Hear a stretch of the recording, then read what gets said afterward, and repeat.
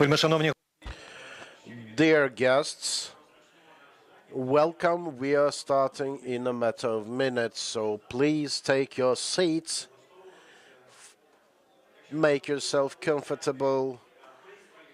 If someone is in need of interpretation devices, there are handhelds available to the left from my side. We are a bilingual conference with a lot of internationals participating, so please don't forget.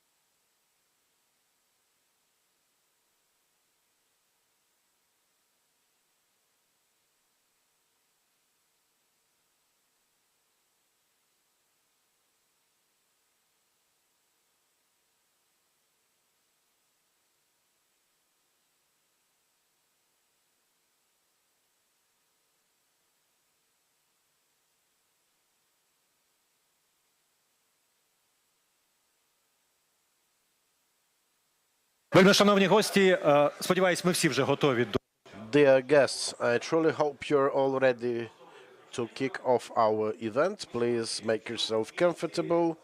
We are in a nice place today, a compact, comfortable one for our communication, for the time we are going to spend together, and for your active co-participation, because we are going to have discussion panels and we will be asking you to join in earnestly, in earnest.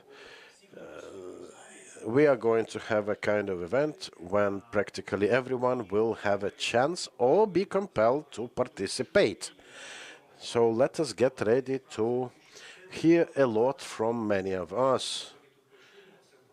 And we do hope that whatever we will be talking today about will be used by you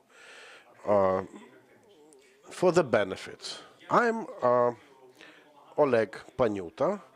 I will gladly help you moderating this event. And this is a kickoff event on joint action for skills for recovery. And we have gathered here today to talk about ways to improve training of skilled labor in Ukraine. We had a previous event on that, a preparatory event last spring. We were preparing for the recovery conference in Berlin that did take place this last summer, and it brought some nice results. Because the range of issues Ukraine has been facing have been heard by the international community, and that led to the appearance of many new programs. Just to remind you, in the scope and rather as a result of the Berlin Skills for Recovery conference, we were able to join the international community of some 50 countries, international organizations, IFIs, Skills Alliance, it is called, and this has allowed Ukraine to improve qualifications of some 140,000 skilled laborers, the young people, the IDPs, women. If I'm not mistaken, about 300 million euro have been pledged by the alliance to pursue the goal, and this is a no small result of this program. This is exactly what gives Ukraine this opportunity of preparing for the upcoming changes, for good, for bad, but they are coming and we have to be ready. And this mechanism will allow us to pretend to take some prime places also across the European community, as we are moving full still towards united Europe, and we want to reach those criteria that the EU has set for everyone, for itself, and for us as well.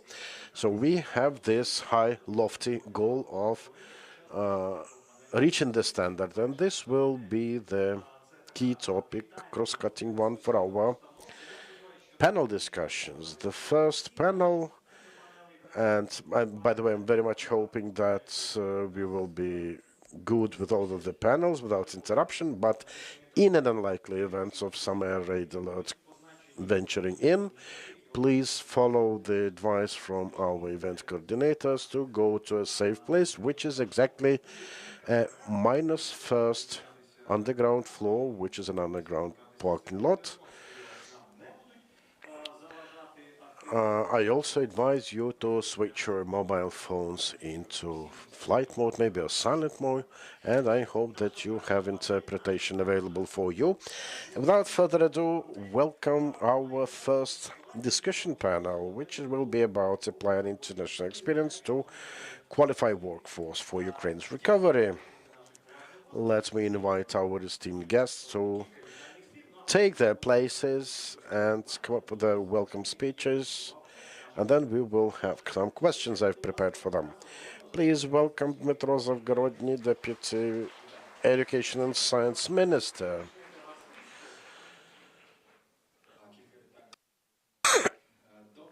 Just a couple of welcome words to everyone. Morning, everyone. It's really a challenge to find some welcoming words in such situation when I practically know and see everyone. I'm glad to see people from across Ukraine, from the west, from the east of the country. I do hope this event will be of use for you. And at this stage, with this new phase of the Skills for Recovery project, we are still able to affect the content of the project for the coming 2 years.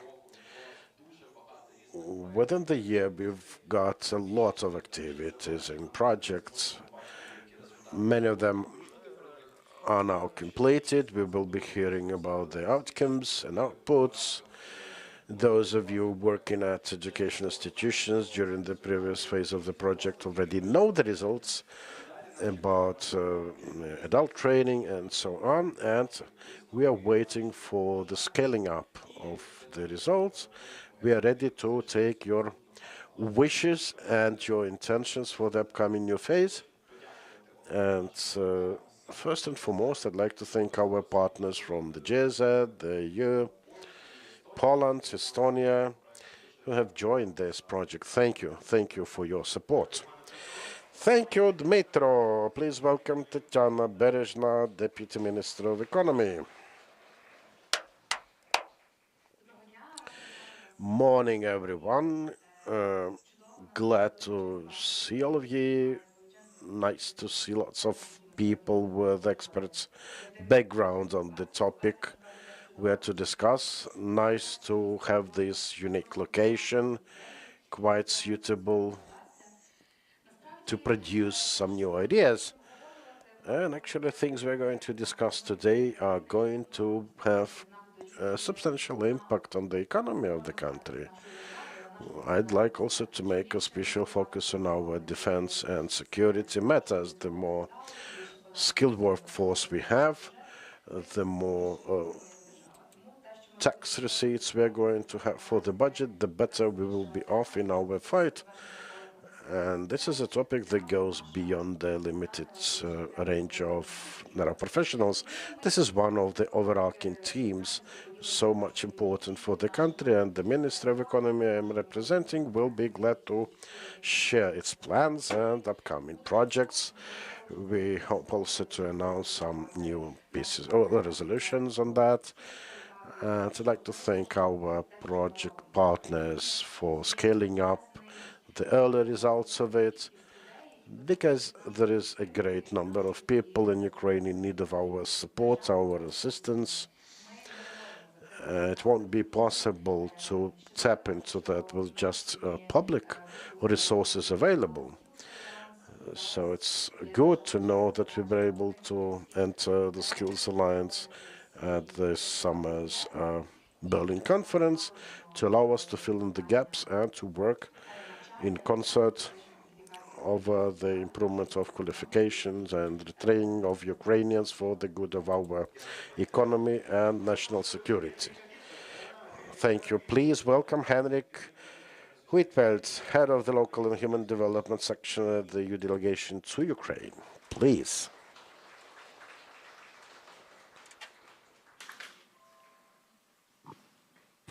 Yes, hello. Very good to see you all finally. So we have been preparing for this action for quite some time right now. So before the pandemics and before the war, the European Union, together with a large number of partners, EU member states and the international financing institution, were starting to support a larger program in the field of skills development, or called EU for Skills.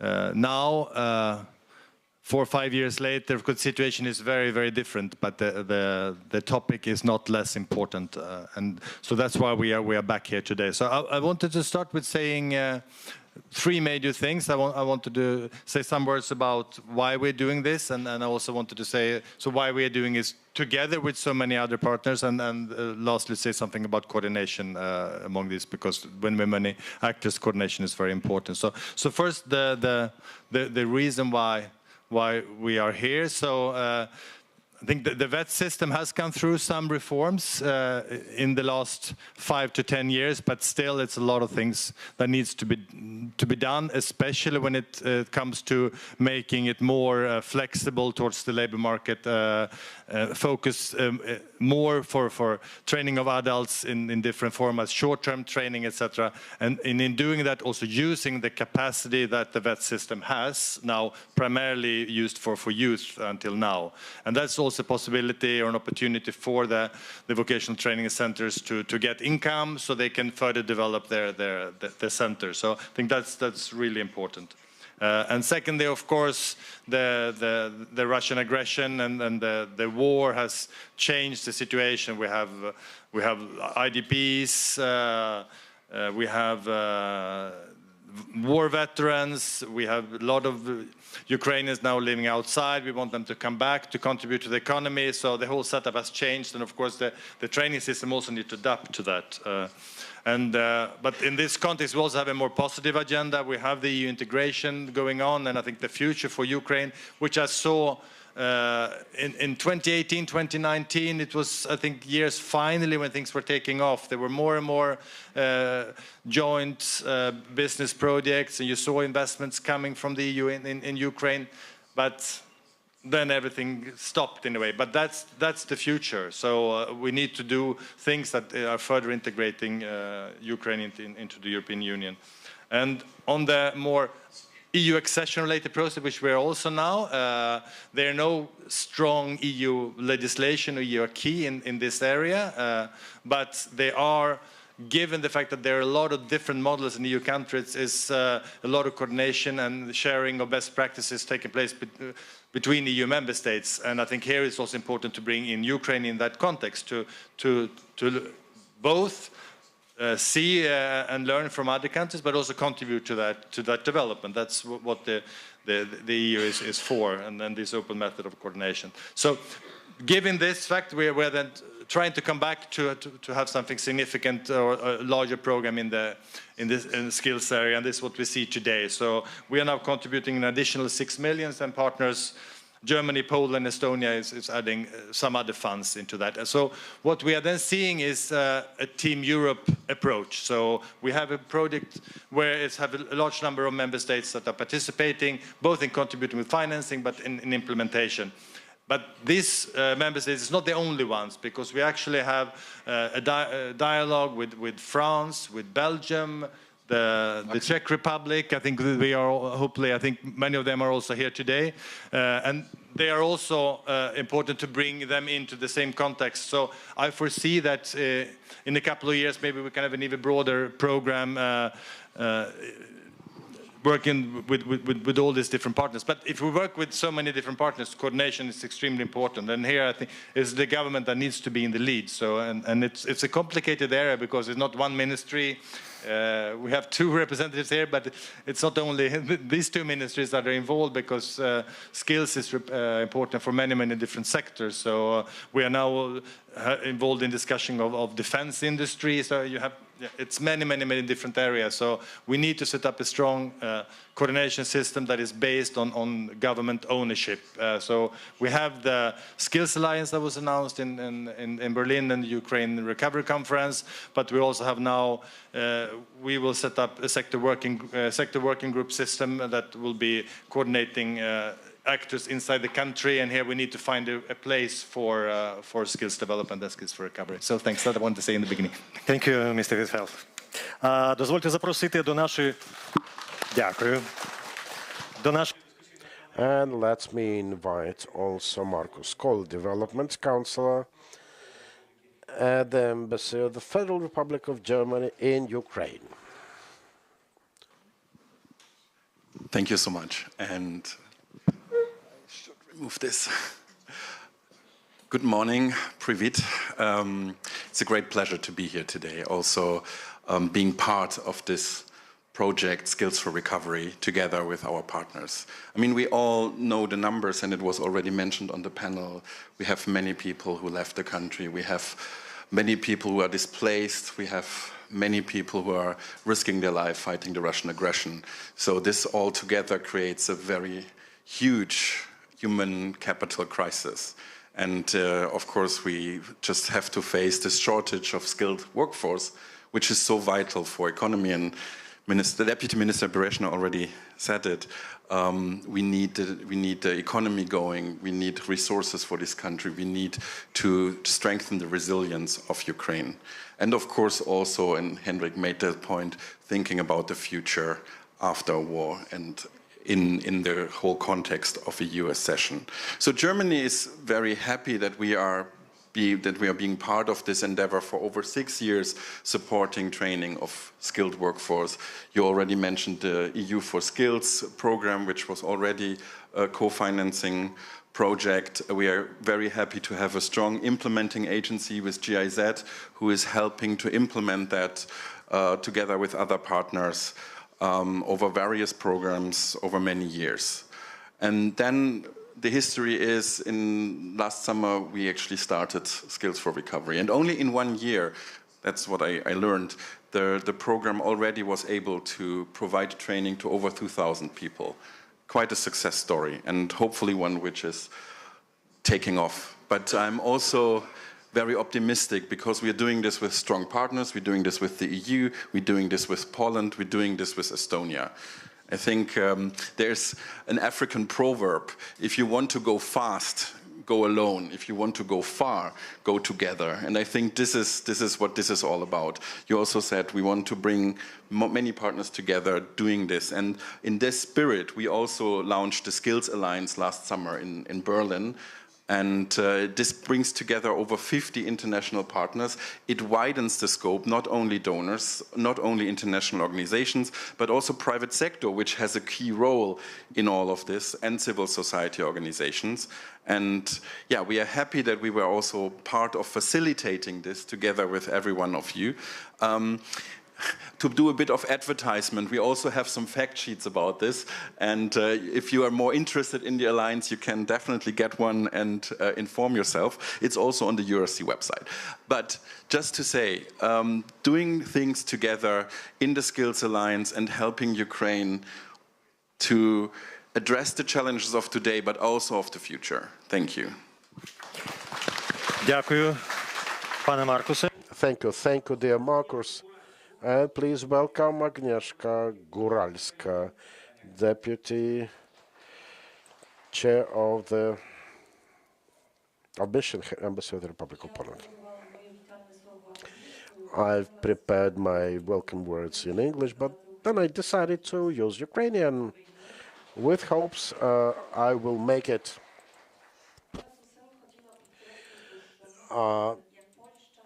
Before we start, I'd like to tell you that we in Poland have been working on such projects since 2018, primarily owing to cooperation with the International Solidarity Fund in Ukraine.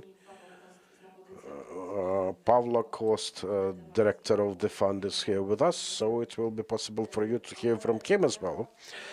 And as we've already mentioned it, I'm a strong supporter of projects with several partners. It's very important indeed because we in Poland have vast experience and we are glad to be able to share it with you.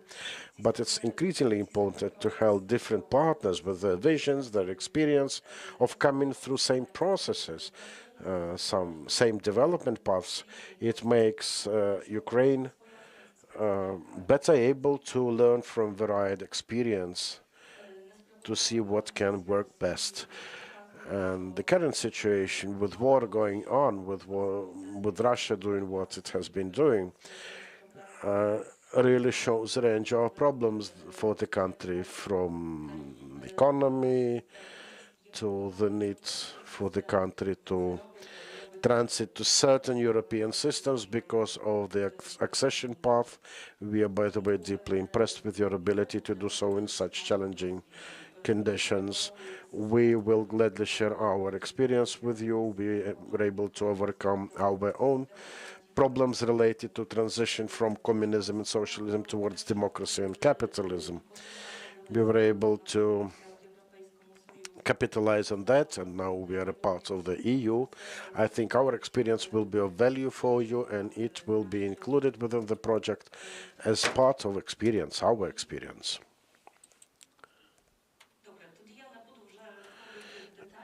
So without going into more details, I do hope there will be more about it during the discussion panels. I'd like to wish everyone a nice and fruitful day today. I am very much sure it will be a successful one, given the good partners you're having, and I'm glad to be able to participate in the project as well. Thank you, dear Agnieszka. And yes, please stay for the many questions you will hear during the discussion. And at the meantime, I'd like to ask and invite here Glenn Jarats, Executive Director of the Estonian Center for International Development. Good morning, dear friend. Well, first of all, there is pollution outside, as you've noticed. And let me tell you that something we did, because Markus is from the UN world, we did the first UN or global World Cleanup Day. Today is the first day of a World Cleanup Day in the world. So when you go home, clean up at least your computer, which is making more energy efficient everything. Yes. Second of all, I'm wearing this with pride. As you see, I'm wearing a Dia sweater from the Ministry of Information Technology. I think you're already doing amazing work on digital that we all can learn in this world. And your Chief Digital Transformation Office, Mikhailo Fyodorov, Valeria Jonan, are already doing amazing work. So we hope that there could be more of these people in Ukraine. We get a lot of energy from working with these people in Chief Digital Transformation Office. And why I'm speaking this is that what Estonia brings to the table in this training is, of course, digital skills. We have a partner, Mondo, there is a group of people already here who will work with you. We have that long-term partnership that already experienced in Africa, and we hope also now to work in Ukraine. And they also have local staff to do the work in here as well. I think when I first came here in this capacity as a Director General of ESTEV, I promised, we are working closely with the region Zhytomyr, and I promised that we turn Zhytomyr into Digitomyr soon.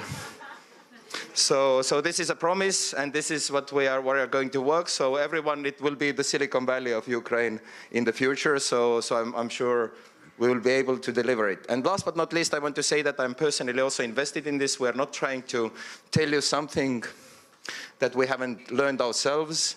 When we chose this, and I know that this is a difficult journey from vocational training, because I don't think our Polish or German colleagues have had that experience of having a Soviet vocational training system, which was the lowest of the low, where only stupid people went. We remember this very, very difficult situation. We chose Germany at the time as a partner to Estonia, which has a very, very elaborate and very good vocational training system. So you have made a good choice in partnering up with GIZ on this, because this is what we did when we started the journey. But also I wanted to say on a personal note that my elder son is currently in vocational training education. He's finishing gymnasium this year, and he's studying digitization in industrial systems.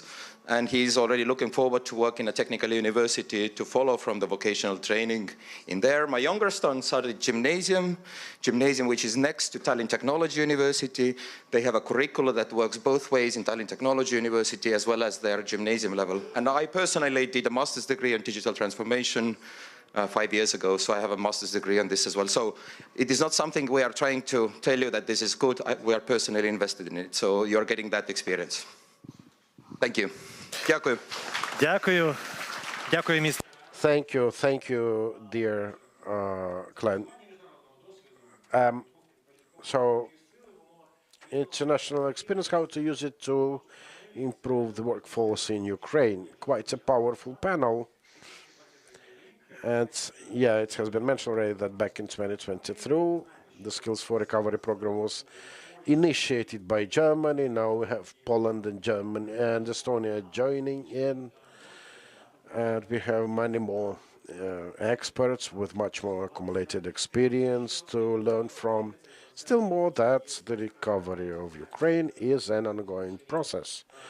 We do know that because of the war, we have to recover and renew on a daily basis. our power grid guys, our utility guys doing that every day, not to mention those fighting on the front line to keep the country alive. It's a parallel process. We are recovering and renewing something we have to do to have the country go, stay afloat, to have our economy develop, to help our servicemen on the front line. And this is also a strategic process, if you will, because we need to think strategically in terms of new skills required, new paths to be followed, also in terms of our way towards the EU. And this will be our topic for this panel. My first question goes to Dmitro Zavgorod. Where do we get professionals to train other professionals? What about the methodology of teaching? And does it include some measures also to support those who've stayed in the country, who are still studying in our vet schools? How to better include other groups of people, our war veterans and others, into this training process? And how not to forget this general main line of these movements ahead? Well, quite a bundle of questions in one. Yeah, this is talk show format, so get used to it. Okay, let me start with the first one I seem to have understood. So who's going to train all those peoples? Quite a question, I'd say. Let me unveil something about it. This year and a bit before that, we've been investing in new infrastructure. New training shops, we had EU for Skills and some EU for recovery, skills for recovery components, also to provide our vet schools with new equipment to train the students. I do hope the trend will persist. Now, these new vet schools, new training workshops, will have to also accommodate for adult training, to have adult people retrained. So it's like a multi-layered process from efficient marketing, recruitment, management, financial management. I do think that we can learn a lot here from our foreign partners. In my view, it is businesses who can teach our vet schools how to work and perform better in this. I think our task for the upcoming year is to build our cooperation with businesses, to make sure that our vet schools no longer are engaged in things that are not proper for them. We want our vet schools to be more autonomous. I've talked to the managers recently. I spoke about ways in which they can become, like communal enterprises. And I saw many of those managers, vet school managers, being frightened with the idea. I tried to convince them that it will be about better salaries payable to the staff members, but people still were not convinced. Кyiv, то він скаже, я не буду взагалі цим займатися. They simply do not want to think about these things. Meanwhile, it is not about complete autonomy. This is about some minimum financial independence. And we still see people's eyes with fear in them, which means we need to talk them, to communicate with them. We need to make our vet schools and businesses closer, to overcome those initial fears, to properly advertise new opportunities, to better involve businesses in that. This will translate into better quality of teachers. The teachers will be better able to undergo qualifications upgrades also at corporate premises, to be abreast, to keep abreast with more modern technologies.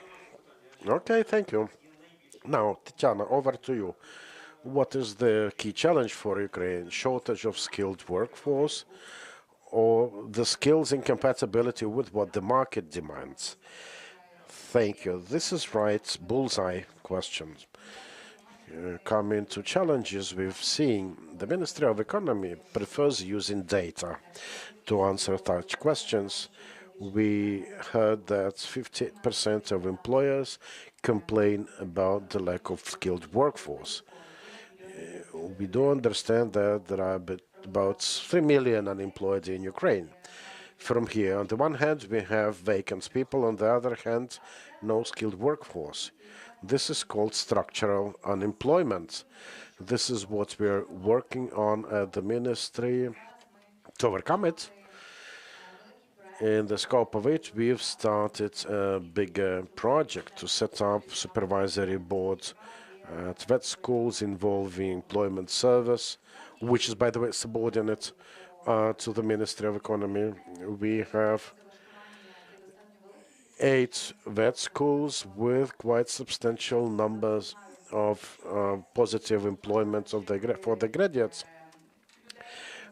But these are just 8 for the whole of the country. So to spread this potential, we've started introducing such supervisory boards. We want employers to be able to affect curricula. We cannot train a cook for 6 months or a welder for 9 months. Some professions can be trained in shorter time with better results. We need to understand which region needs what type of curriculum. And because of that, we need to communicate better with those involved in retraining, qualifications upgrades. We have been working to allow better funding of vet schools, better provision of modern equipment to that. We had a recent meeting in Odessa to talk with potential supervisory board members there. Our next tour will be to the city of Poltava. Those if interested in it, please join. It will be interesting. Another aspect is about involving women to get them employed, in occupations traditionally thought as male ones. By the way, have 60,000 of women serving in the army, but there are many more men in the army, and from here they need to increase the access of women to, say, such occupations as train driver, electric welder, heavy goods vehicle driver, and so on. With the view of it, we want to adopt a resolution to allow every willing woman to get a 30,000 hryvnias worth training voucher so that she is able to undergo training whenever she sees it fit.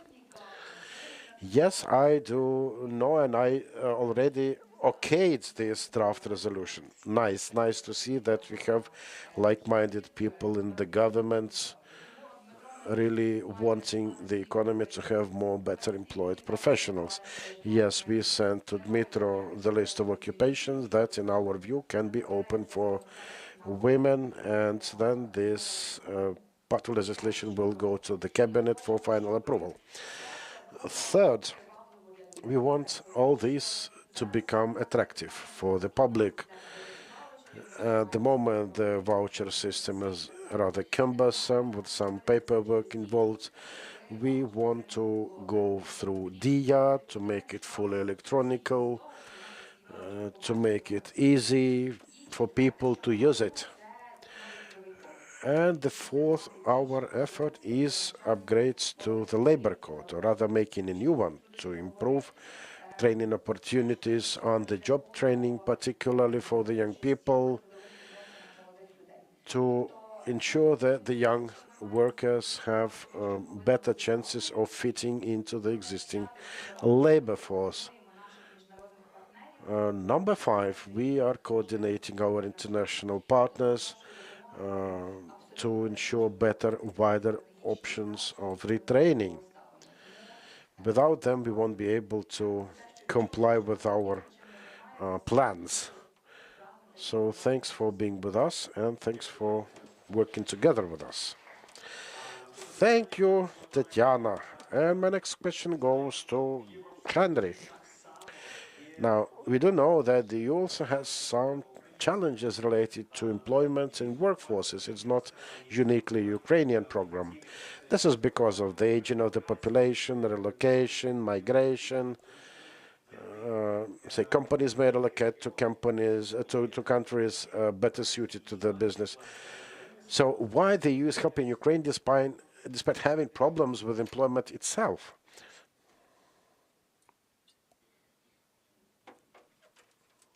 I don't know. Of course, this is a complicated area. So we all have problems. I wouldn't call them problems. We all have a lot of things that could be done to improve the functioning of the labor market and the integration with the skill system. But I think integration, economic integration and cooperation with partner countries, as Ukraine is part of the solution on that. So Ukraine is a big country which have a lot of comparative advantages compared to European countries, and increased economic integration with Ukraine will benefit both the EU and Ukraine. So, and I think now it's a difficult time, but it's also they provide some opportunities. So I can give one example. I think that for logistical reasons, the Ukrainian market now has become less competitive in a way, which open up the possibilities for Ukrainian companies to further develop. So there are areas where they are a competitive edge, but they have not been put that into scale. And if you want to integrate into European markets, you need to have scale. So we went to, before the summer, I went to the vocational training center in Sarny in Rivne Oblast. And in Rivne Oblast, they have a lot of focus on wood processing industries. They have set up a cluster in Rivne on processing. And I think there's a lot of potential here to further develop that area. But the Deputy Minister Berezna was talking about the skills mismatch, but I will also, part of the reason for the skills mismatch is that salaries are low because added value or in many of the businesses or the industries that Ukrainians are heavily engaged in is low, so we need to increase added value, and then you need to go into higher value added sectors like not selling trees or timber, but to sell furnitures and design furnitures, and Ukraine has large possibility. But to do that, you need to have skilled people to do that, and then you have the vocational training center that has, until as Estonian colleagues say, where you're coming from is serving pretty low skills, but you need to get the high skilled people and to have that close integration. And there are some starting discussions or cooperation between the vocational training center in Sarny and the wood processing cluster, and I think that is one clear opportunity to further develop this close cooperation. And what kind of training that will be, I don't know. Sometimes you need 3 years higher education in vocational training. Sometimes you need like 2 weeks to forget some specific skills. So, but you need a constant dialogue, and there are a lot of examples, I think, not least from Germany, but also other countries, how that can be done. So that's one thing. If I can add something else, and also another opportunity is that a lot of Ukrainians now are living in the European Union. Of course, it's bad for Ukraine that they left, but they're also a resource. And they're a resource for further integration with the European Union. To build on these people, they will learn new things, and I'm sure that many of them, probably most of them, would like to go back, or at least to be working together with Ukraine in one form. So, and many of them are creating businesses in the European Union. So we should build on that, see them as a resource, and try to build them, bring back into the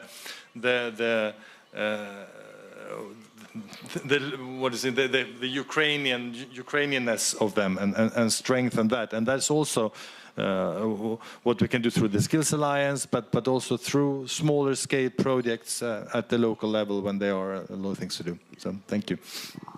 Дякую, пане Маркус. Спасибі. Дякую, пане Генріку. Для пана Thank you, Mr. Henrik. I have several questions to Marcus. The first one is very simple. Let's look at Germany. Germany is the most powerful economy in the EU. It has one of the best vocational training systems in Soviet times, or we wanted to compete with the United States, ironically. When Ukraine today looks at Germany, whether this has any chance that Ukraine eventually will have the vocational training system at least equal or as better as German one. Sorry, the translation took a while. Thank you for the question. And I'm very grateful that we already got kind of a certificate from the Estonian side. Validated by Estonia. Yes, I mean, to be honest, when I look at Estonia and Germany, I always feel a bit slow and they're very agile. So I really, really take that very serious to get such an endorsement. It's fantastic. And of course, I mean, Germany had developed this over many, many years. We have this dual system. We combine education in the industry with schooling of students, and this together actually creates the skills we needed to become this kind of industrial superpower. I hope I'm allowed to say that. It's not going so well right now, but overall it was a success story. And it's a success story which also, of course, can help Ukraine, especially if we talk about things like Henrik just did, moving up the value chain. You need those skilled labor, this very good, well-educated people, not only from universities, but really who learned their business, who learned how to make things, how to really bring things forward. And this, of course, also includes digital skills and all the experience we just heard from Estonia. So I think this is a system which is definitely applicable for Ukraine. But there's also one thing I want to mention. It also, of course, requires cooperation from the government side, from the industry side, but also in Germany, we have made this experience also important to include the trade unions. So make sure that this tripartite approach leads to a solution which also can adapt to a changing or ever-changing environment and ever-changing needs of skilled labor force. Дякую. Дякую, пане Маркусе. Пані Агнешко, до вас запитання. Ms. Agnieszka, a question to you. We actually mentioned that during introductory discussion. Shall it be the state or shall it be business who will shape a request to vocational training system for the skills, for the skilled labor force? And now in Poland you have millions of Ukrainian migrants. How that had impact on our on your vocational training? Абсолютно дві частини. I think both the state and business sector should contribute to vocational training and growing up necessary skills. Because the state should clearly understand what skills are needed just right now. On the other hand, the state should not focus on the skills which are required just now. The second task of the state is to understand a long-term trend, long-term perspective for the economy, what may be needed for the economy some 10 years later from now. And Polish experience suggests that both sides, business sector and the state, should work together. In Ukraine, we see the dynamics very similar in terms of migration, very similar trends to Poland. long-term labor migration actually supports the work in Europe, which we would like to see. And Ukrainians in Europe, of course, they contribute to our economy. On the other hand, this is dynamic process. They come and live. They can find temporary employment in Poland or in Germany, and then they migrate to other countries. Our task is to make those processes smooth, and that this labor migration should not make any harm to the economic processes in Europe. And of course, Ukraine is interested to bring its people back. On the other hand, that will be possible only if Ukraine will be able to create attractive conditions. And this is a natural wish to come back to your native country. That is what we have seen in Poland during all our stay in the Soviet Union. Thank you. Mr. Yaros, my question is about Estonia. After collapse of the Soviet Union, Estonia had to change its system of vocational training very rapidly. Which vocational education you took as a model? What was the country which you tried to follow?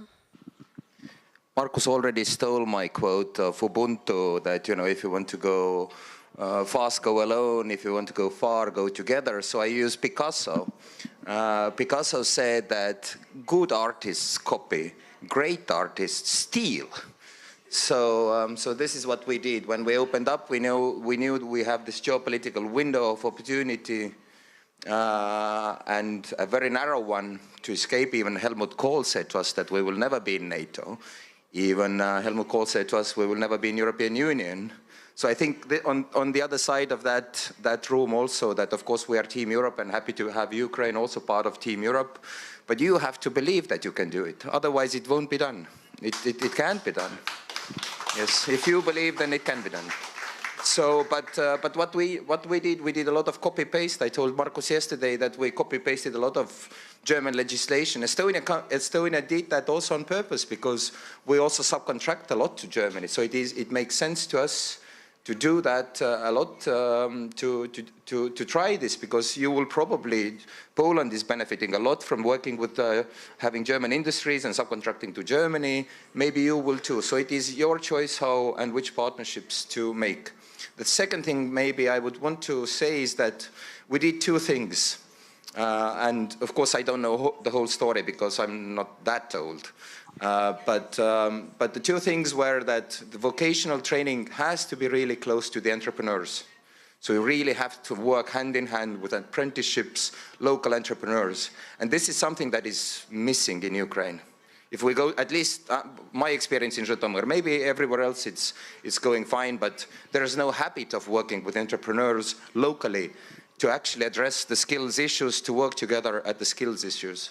And the second thing we did, I think, as a country to transform is, in university level, we actually aimed for the jobs that don't exist.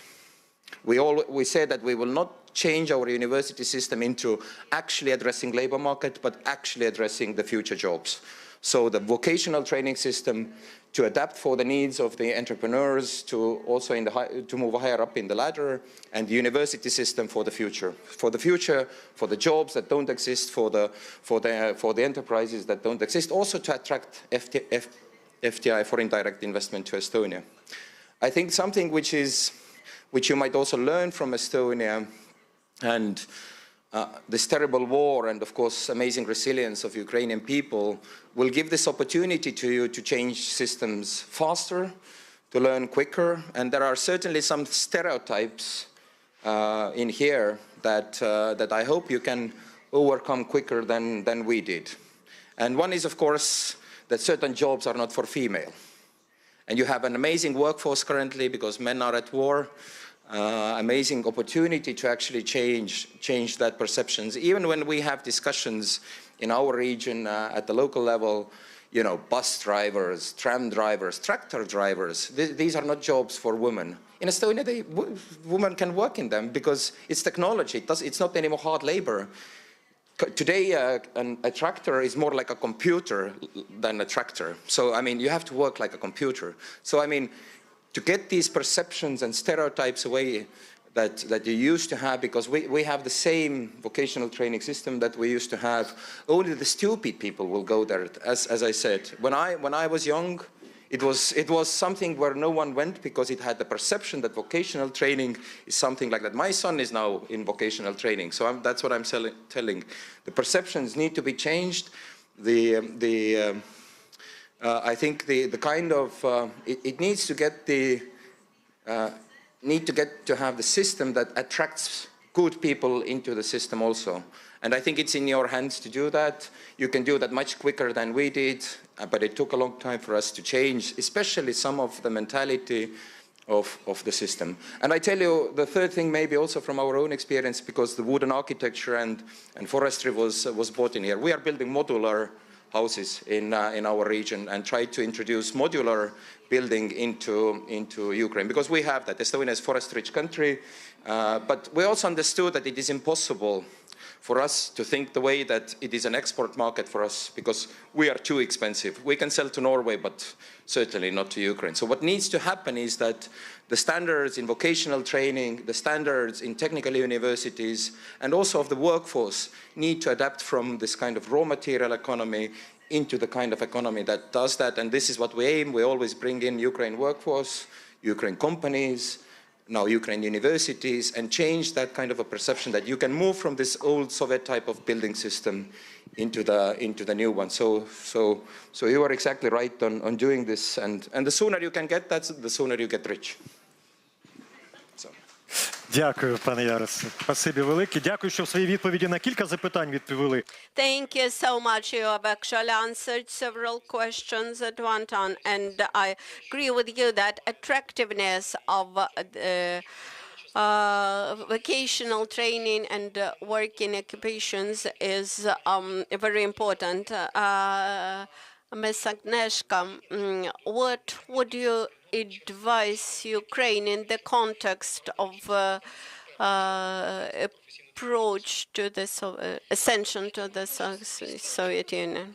It seems to me that Ukrainian and Polish societies are very much alike. I recollect 1990s. At that time, we were extremely highly motivated, and I see that now you are very highly motivated. And I've been listening to our partners from Estonia, and I fully agree with them that when all our countries want to join the EU, this is a big incentive to learn new experiences. And in this context, of course, foreign funds and donors are very important, but you should adapt all the best practices, all available experiences to your specific conditions, and promote prompt changes.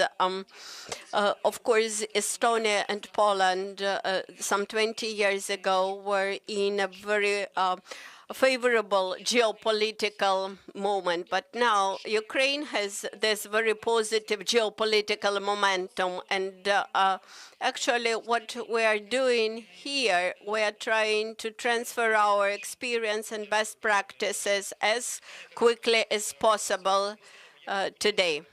Tatiana, we know that in construction, 1 hryvnia of investment multiplies considerably. So what VT occupations we should keep in mind if we want to build up new economy? First of all, we should have a good image of the economy, which we would like to develop. We would like to build up very efficient and knowledge-based economy. Unlike now, we sell raw materials and then import final goods. And of course, the trade balance in this situation is not favorable. We want to increase the scale of our processing industries, which of course would not be possible without skilled labor. This is machine building. These are critical materials. Ukraine has big potential critical materials. She means lithium and other minerals, maybe, and materials which require qualified processing. Than food processing or maybe wood processing or military technologies.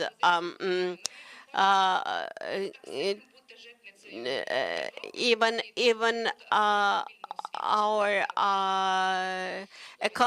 Ministry of Military Technologies now tries to change this perception of Ukraine as a breadbasket of the world.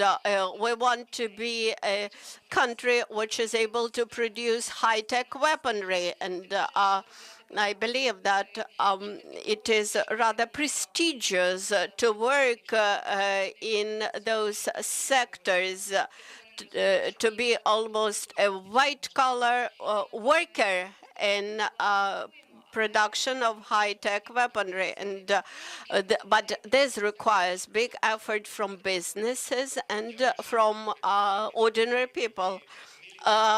Okay, I like your idea about Ukraine as a breadbasket of Europe, and at the same time a big supply of high-tech weapons and equipment. Thank you so much for your contribution, and let us thank you to the panelists. And we will continue our discussions. And now, what I mentioned before the beginning, let's make live polling. In a moment, you will see a QR code on the screen. Please scan this QR code and answer the questions which you will find in a questionnaire. They are not very difficult.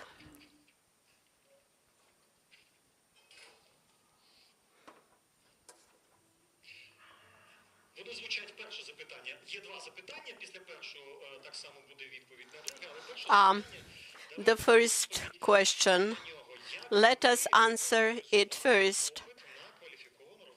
How would you assess the demand on qualified labor force growing and strategically important for the future, critically important for the recovery of the economy, stable but requiring improvement, requires long-term solutions, is not a priority for today because the country faces more urgent problems.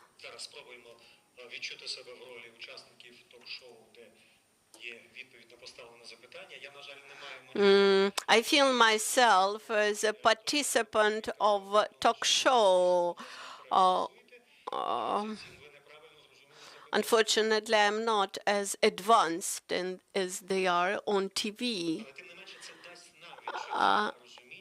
And I think your answers will show us the biggest challenges that we have in Ukraine today, and perhaps it will give us an idea whether we are able to find solution independently, or we will find any solution only jointly with our partners. The polling continues, but it seems to me that we clearly see the most popular answer. Demand for labor force is critically important for the economic development. Actually, this is one of the tasks for the Skills for Recovery program. This is the major objective for our work. We have to act promptly and to implement new solutions as quickly as possible. Thank you for your voting. And now the second question. What are the most important changes, modernization of curricula, borrowing curricula from international experience, cooperation with the businesses, and renewal of equipment and curricula?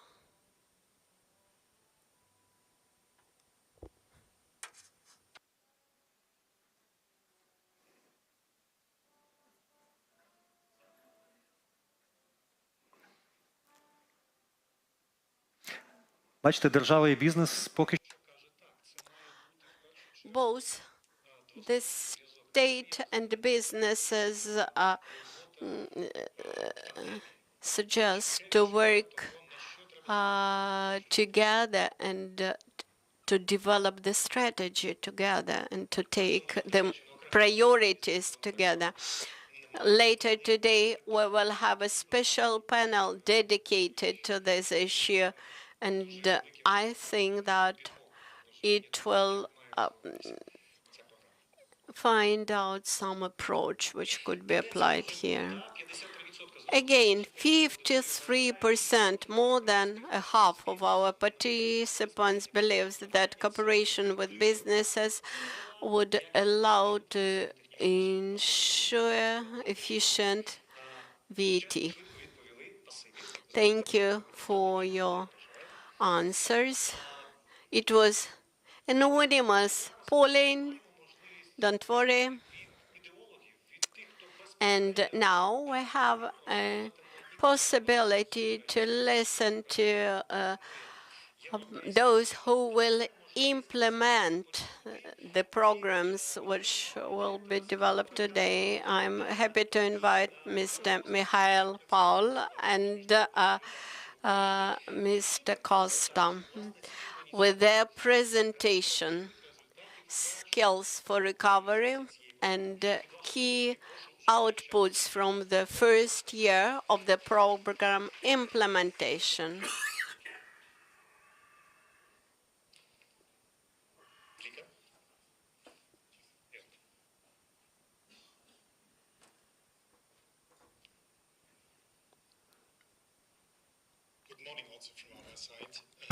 We are happy to jointly present to you what Skills for Recovery will be about. I would like to start a little bit with describing the challenges of the current Ukrainian labor market. Oh yeah, exactly. And I think we had it already in the panel. The labor market is currently facing two different challenges. One is the labor shortage. There are not enough workers to fill up the working places. And the second one is the skill mismatch. So people don't have the right qualification demanded by the market. In both cases, vocational education and training can help. It can activate people who are currently not in the labor market to re-enter the job market and to find jobs. And it can help people to really gain required qualifications which are needed. I think the panel looked already far beyond this. There were discussions about how vocational education and training can contribute to cluster development, to value chains, but also to exporting. This is also an interesting way. I think this point is really interesting, and it is the driving philosophy behind of Skills for Recovery, which was launched by Germany in the last year. And I would like to tell you 3 different stories on how Skills for Recovery, together with the political partners in Ukraine, changed the life of people. The first one is Olga, and I'm moving a little bit to the right. Olga Ostapenka. She had participated in a retraining in Poltava and learned as a mechanic for repair of vehicles. She is one of the first women in Poltava in her area of work, and she is happy to contribute to the economic activities of the region. The second person is Volodymyr Lega. He's a veteran from the Kyiv region. He served at the front line, and after 2 years, he came back to his home. He graduated in a welding course supported by Skills for Recovery, and the course gave him professional skills on the one side, but also helped him to come back to civil life. He's now working in a production plant in the Kyiv region and is able to feed and to nurture his family with his 3 kids. The third person is a quite interesting one, because we heard during the panel discussion that there's a natural way from vocational education and training into higher education, but the other way around is also possible. This is Ina Skripnik.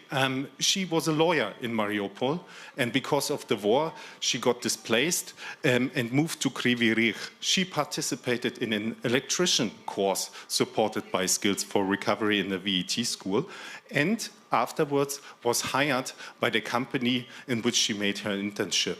And she is now not anymore sitting at the desk. She is responsible for maintaining the production facilities and all the electrical equipment in the company. These were 3 stories from Skills for Recovery from the last year. And I think we are happy to show more stories than numbers. But unfortunately, there will be also a few numbers. But I will also only like to pick out a few of them. This is what Skills for Recovery has achieved in 1 year with the support of the Ministry of Economy and the Ministry of Education and Science. We supported 20 VET schools. We trained 230 school managers and teachers in areas like school management and inclusion. We supported people to get into retraining measures. The focus was on construction, logistics, agriculture, and IT. And there we trained more than 1,200. I would also like to highlight the point that we were also working on the policy area. We conducted a skill mapping to find out where the labor market in our priority economic sector is, and inclusion was one of the main topics, and we supported to develop the national strategy for educational integration of veterans. This was the first year of Skills for Recovery funded by the German government. I think we are also happy to now partner up and to team up with our European partners. Okay, hello to everyone. I would like to, it was mentioned many times today that we are talking about joint initiative, Team Europe spirit, so I would like to start from saying thank you, first of all, to colleagues from the EU delegation for your leadership and patience when preparing this joint action, for saying thank you to GIZ, and of course to our colleagues from Estonia.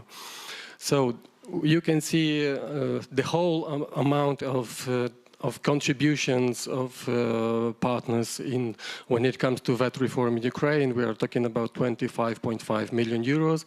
But when it comes to joint action that we are launching today, it's 14 million euros.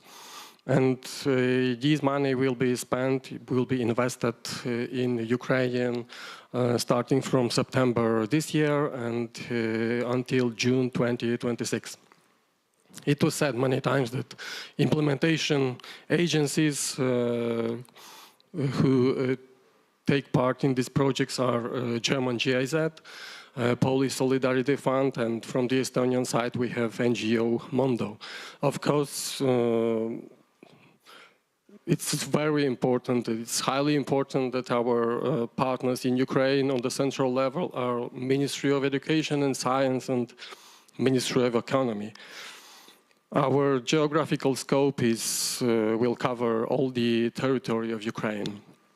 And let me just say a few words about general main objective.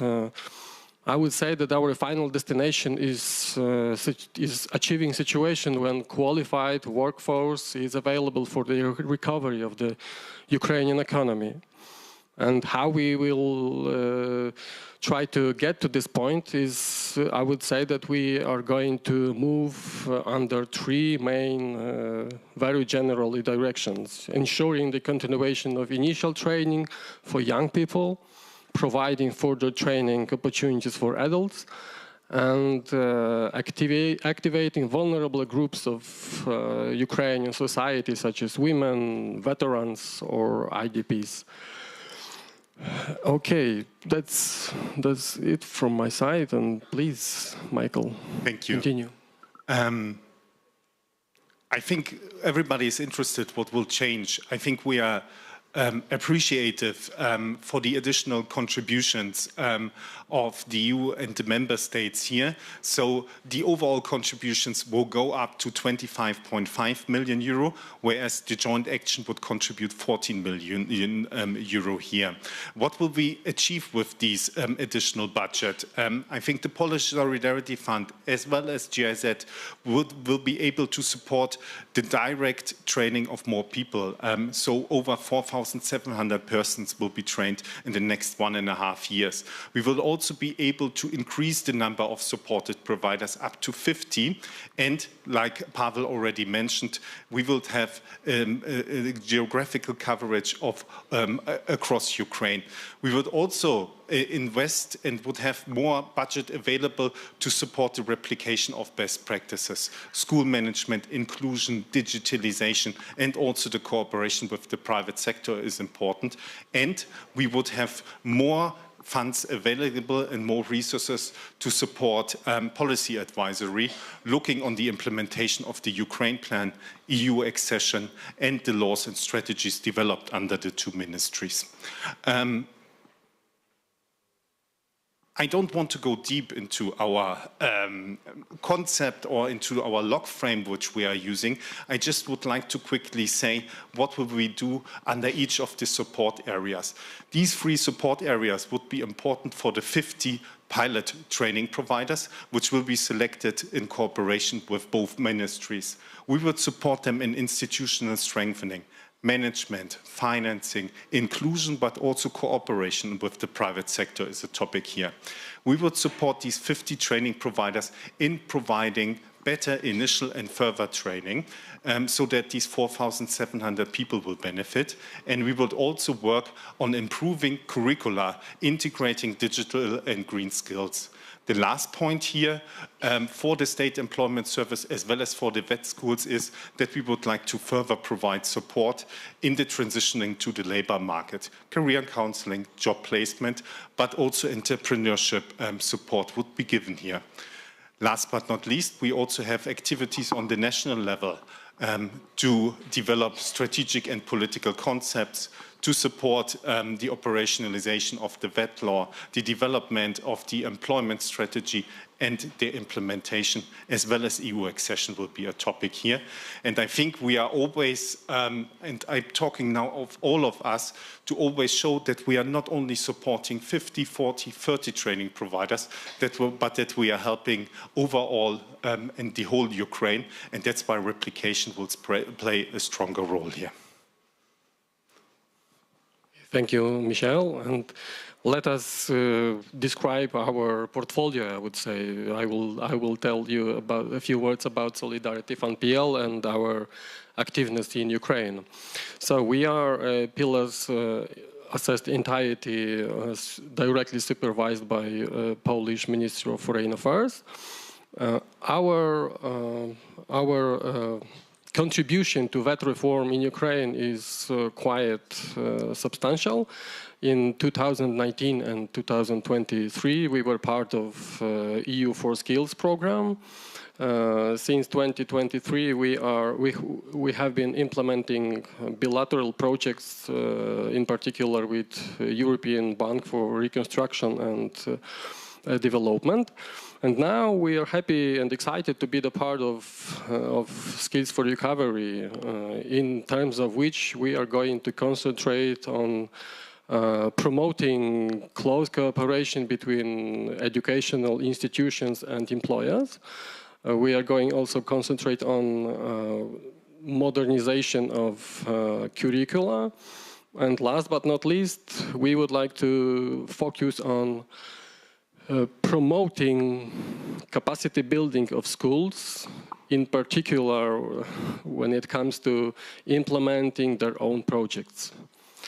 І на завершення, якщо можна, And my final words will be in Ukrainian. I'd like to first address Ukrainian colleagues to tell them that our fund in Ukraine, particularly since February 2022, perceives its operations here the ones that have to contribute to Ukraine's rapprochement with the EU, also in terms of increasing the resilience of all the relevant bodies from the central to regional level. And the project we are kickstarting today means the only thing. Let's go together for the victory, dear colleagues. I would like to add maybe one point, because you see two organizations here. It's a new format. The panel already mentioned we are working in a Team Europe approach. And here both the Polish Solidarity Fund and GIZ are working closely together to implement Skills for Recovery. I also would like to mention that in the implementation, the Estonian NGO Mondo would be involved, and particularly supporting the digitalization part. I think you have a comparative edge in this area, and we are really looking forward to also work with Mondo and the Estonian side together. Дякую. Дякую ще. Thank you indeed, dear Mikhail, dear Pavlo. Thank you so much. And just wrapping up the first part of our activity today regarding the involvement of international partners and the great help and huge chance it makes for Ukraine with those processes, making them go to the next level, ensuring better support from the international community to see that processes in Ukraine will have reached a qualitatively new level, becoming better suited to cater for the needs of the young people. And we are almost good to start the new panel. The only thing is that we still need to spend 15 minutes enjoying our coffee before that. Thank you.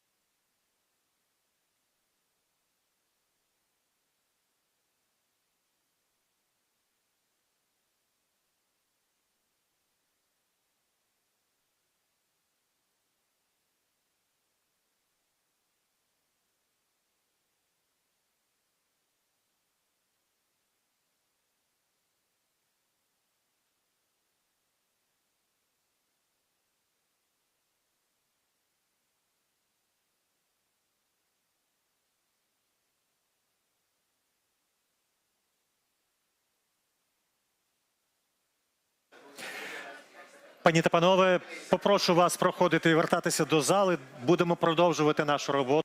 Ladies and gentlemen, please go back to your seats. We have to continue our work. Thank you.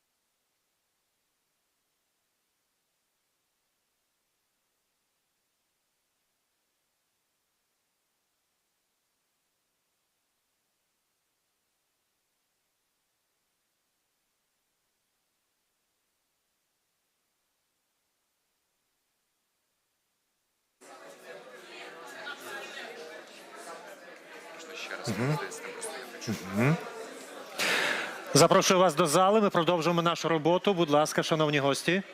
Dear guests, please go back to the hall. We are waiting for you.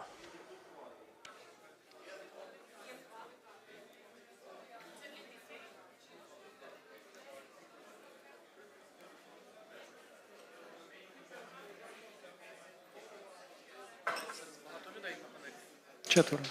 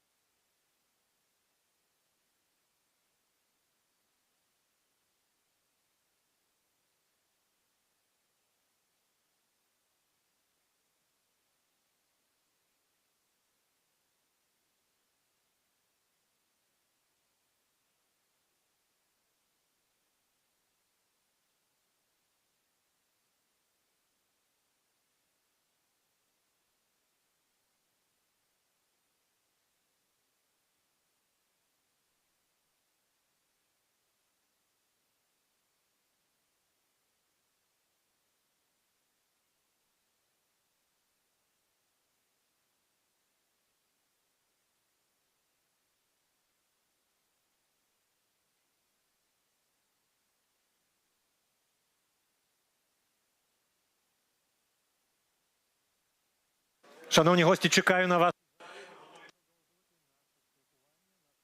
Dear colleagues, we are waiting for you to continue with our discussions.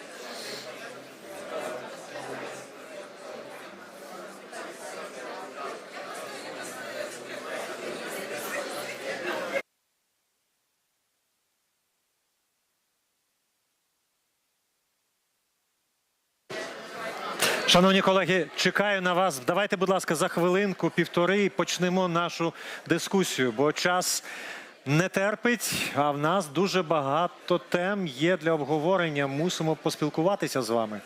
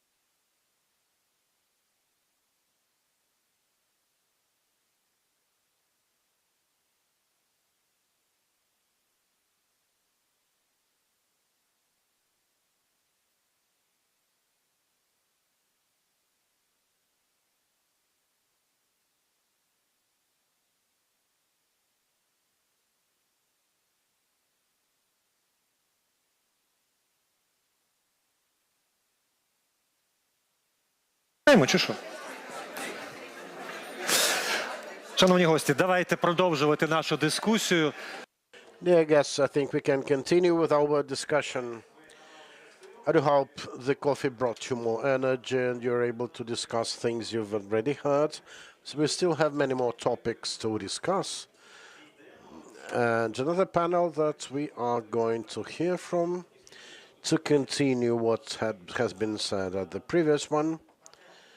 It is about the importance of partner relations between government and businesses in the acquisition of skills necessary on the market, how the government has to react to that, how strategic planning has to be made. And to start this part of discussion properly, well, I think we should probably start it with a couple of quite nice stories. It's not important, rather than discussing in theory, to hear something about what is happening in practice.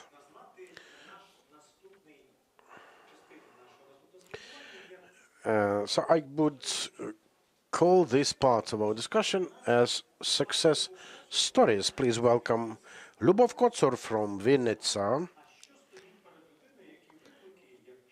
to tell us more about challenges one may face when willing to gain new skills on your occupation, if assisted by Skills for Recovery program.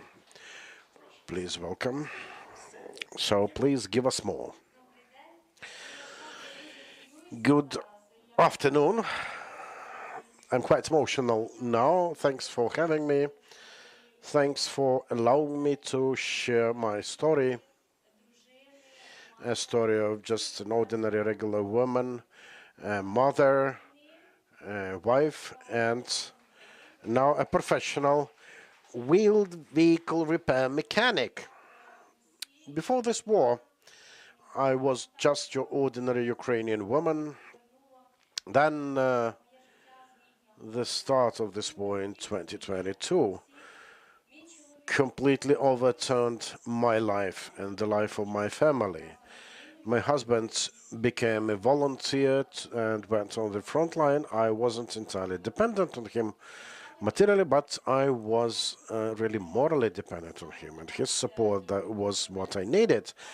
And it was on his prompt that I decided to embrace this male occupation. But that was not the first attempt. Before that, some years ago, my uncle nudged me to go for electric technical engineer.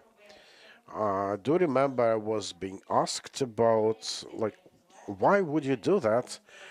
But I wasn't really very much dependent on the opinions of others because I felt that, well, it wasn't half conscious for me at the time, but I still liked working with devices, equipment, and I felt some pleasure in it.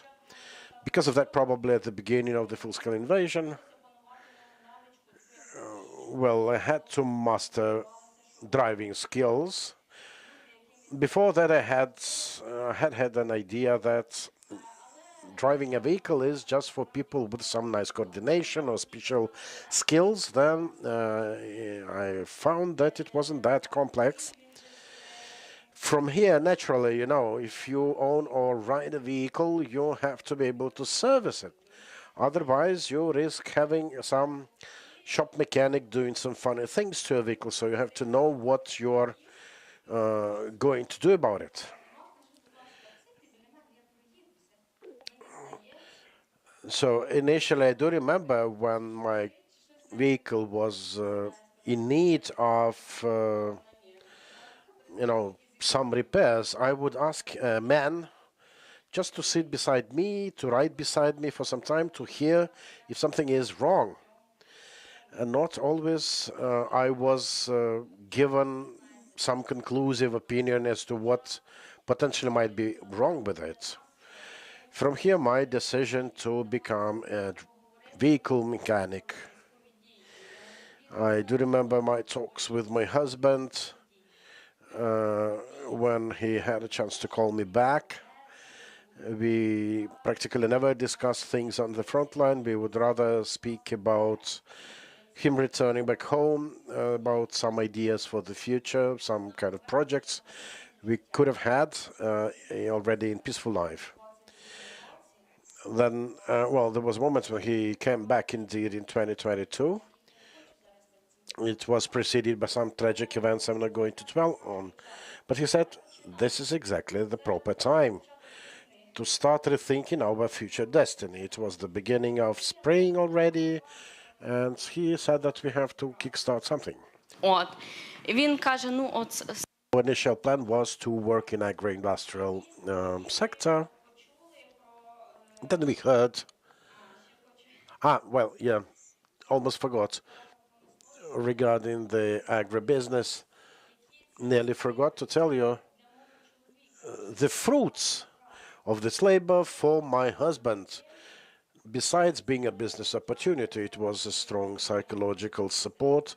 It was about certain, new lease of life, if you will, because he used to be an urban guy, and for me it was scary to see him going back to find, land plots and some plants and, digging in dirt. But I tell you, you should have seen his face the moment when we got our first fruits and veggies grown up. I do remember him crying, Luba, please come over here quick. I rushed to him to see this first potato that only started reddening, but he was so happy about it. It's my advice to other women. please consider doing something together. Some joint action with your husband may make a difference. And it was, again, it was the time when I learned about some training opportunity to train into vehicle repair mechanic. I do understand that going agri means you will have to deal with some agricultural equipment. And hence the need to either hire someone to look after equipment because it has this bad tendency to break at some point, or you will have to learn it yourself, how to look after your tractors, machinery, and so on. So we got this hint about a training opportunity supported by GZ to learn the ropes of wheeled vehicle repair mechanic. I thought, well, nice opportunity for me to learn something myself for my own ends, because I did want at the time to be able to repair any equipment we might have. Still more that many times in remote areas you will find no agricultural vehicle repair shop available, so there is little opportunity for you to repair it unless you are able to do it myself. Yeah, the training started with some strong initial fear in me that I won't make it. I wasn't sure of myself. So I wasn't sure of myself. I still went for it. We had some practical training, which was quite interesting for me. I wouldn't say it went completely in a challenging way, because I've learned that there are many tools to help you out with it. Effectively, you know, some things are really even a woman with little training can do. We used hoists to raise this equipment. We learned how to properly test and diagnose the wheelbase. We learned all the ropes, like how to exchange oil and things like that. Now we are able to use these skills in our everyday work. We had a full agricultural season this year. We were able to properly assemble machinery bits whenever we needed it ourselves.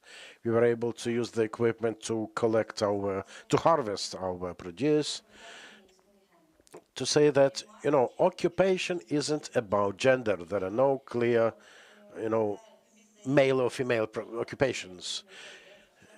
If you think this is something for you, go for it.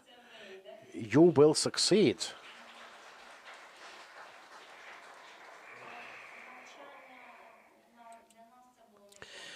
And yes, the training wasn't an easy walk for us, because it wasn't just about some basic skills. It was about really going back to civil life for my husband. It was about an opportunity to explore your own dream, to open your own small business. We just want to have better future for our daughter. We want to create new jobs. We want to scale up our business. And we want to use it as a basis to open finally an agricultural machinery repair shop, to offer such service to fellow farmers around after the harvest is over. And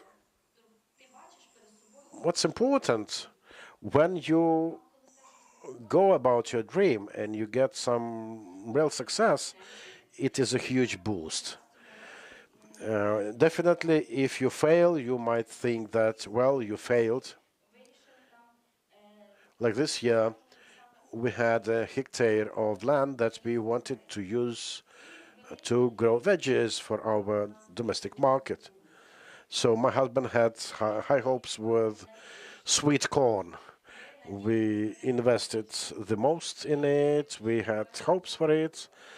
But when the harvesting time came, it was a complete disaster, the disaster of the year. Wasn't it sweet? No, it was sweet enough. It wasn't, like shop ready. It wasn't good enough to offer it on shelves, so we decided probably to do preserves out of it. But then it appeared that not all of the crop was that bad. Some rows were bad, others were good enough. So it was a constant, swaying mode from everything is lost to hooray, we have success. I'd like to thank the GZ, the CSOs involved, particularly the one on Ukrainian civil development, the Vinnytsia Employment Center, for this opportunity of regaining the strong foothold of our own future and our present. It's very nice to be able, being adults already, to master an occupation that is going to prop you further. Thank you, Lubo. Still, what brings the most joy to you? Digging in dirt, digging in spare parts. I think I'm the most content when I see my husband doing all this.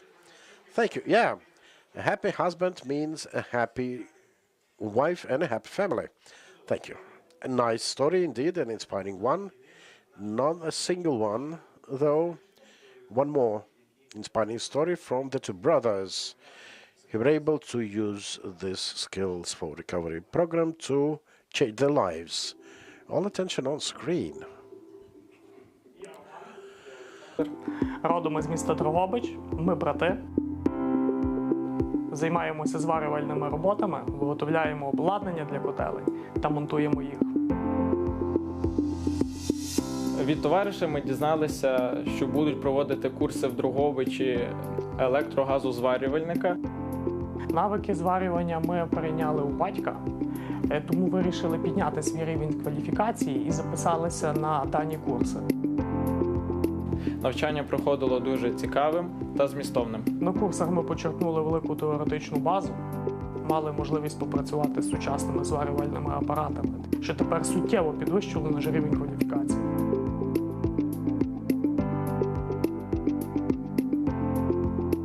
У нашій роботі нам подобається те, що професія зварювальника відіграє ключову роль у різних сферах та галузях, особливо це актуально в теперішній військовий час.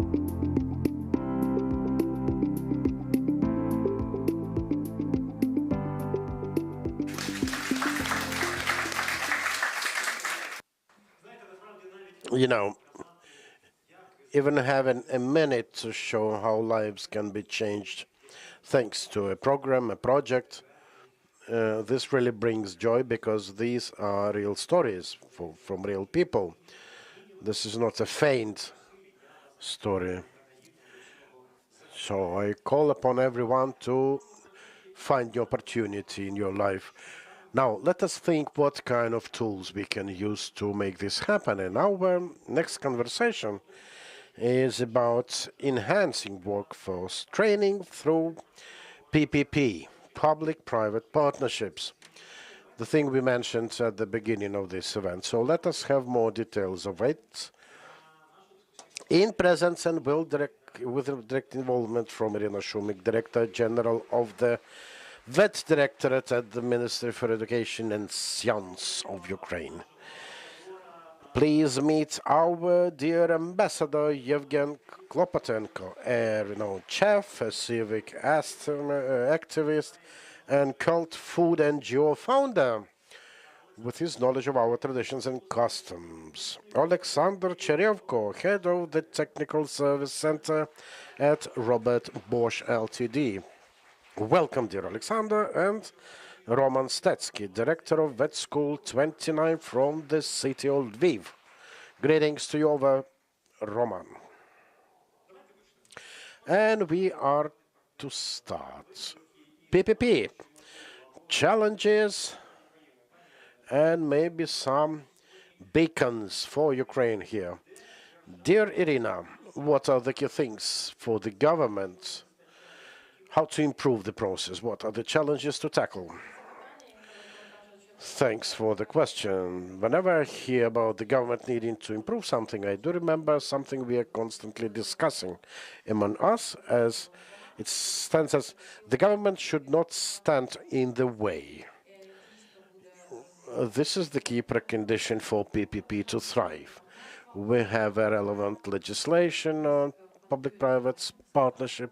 I do remember Yuli Balanyuk saying that at the moment we see no private partners lining up to jump into that kind of partnership. Sorry, Evgen, we are still talking about the private sector, but we will switch over to the public ones very soon. So again, no big number of private actors willing. But as it has been mentioned during the previous panel, that trend seems to be buckling now. You already see growing inquiries from employers to mean that they are already ready to look into various options to collaborate with vet schools, to see that curricula better match their requirements and that graduates from those schools are better able to find some initial employment. Важливішим треба теж зауважити, що в системі професійної освіти, або взагалі в системі освіти, державно-приватне партнерство може мати надзвичайно широку амплітуду. Від елементарного надання місць для проходження виробничої практики, від проходження стажування викладачів закладів освіти на підприємствах і опанування нових технологій, спільне використання техніки, оновлення, осучаснення освітніх програм, взагалі реалізація спільних проєктів. От у нас, до речі, в рамках Skills for Recovery є прекрасні просто приклади минулого року такої співпраці. І тут якраз Міністерство освіти і науки в новому законопроєкті разом із стейкхолдерами і партнерами And with our partners, we have developed a vision for such private-public partnership. That is, we suggest maximum liberalization. And this also suggests very broad rights to educational institutions to conclude agreements with the sectors in the area of private-public partnership. Today, I can point out to very interesting form of private partnership. These are joint practical centers which are equipped on investments from private partners, but they exist in the state VT schools. These are construction industry, energy sector, some processing industries which initiate such projects, and this shows that potential for private-public partnership is very big. Yevhen, my expectations as to our meeting was very big, and I'm a sweet tooth. And when you see very thin people, they definitely are sweet tooth. And but I do not have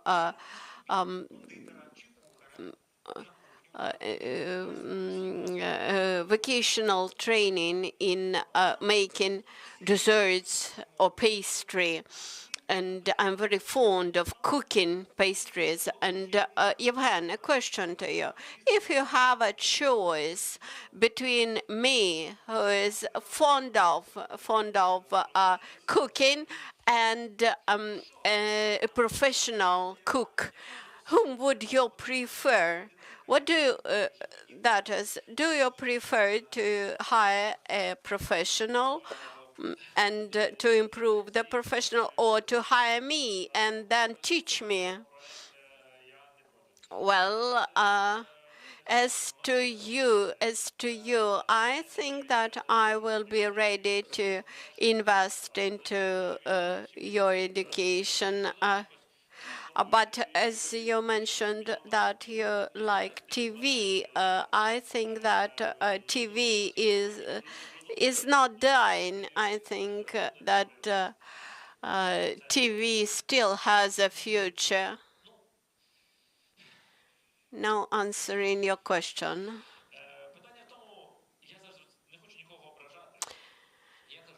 I do not want to offend anybody.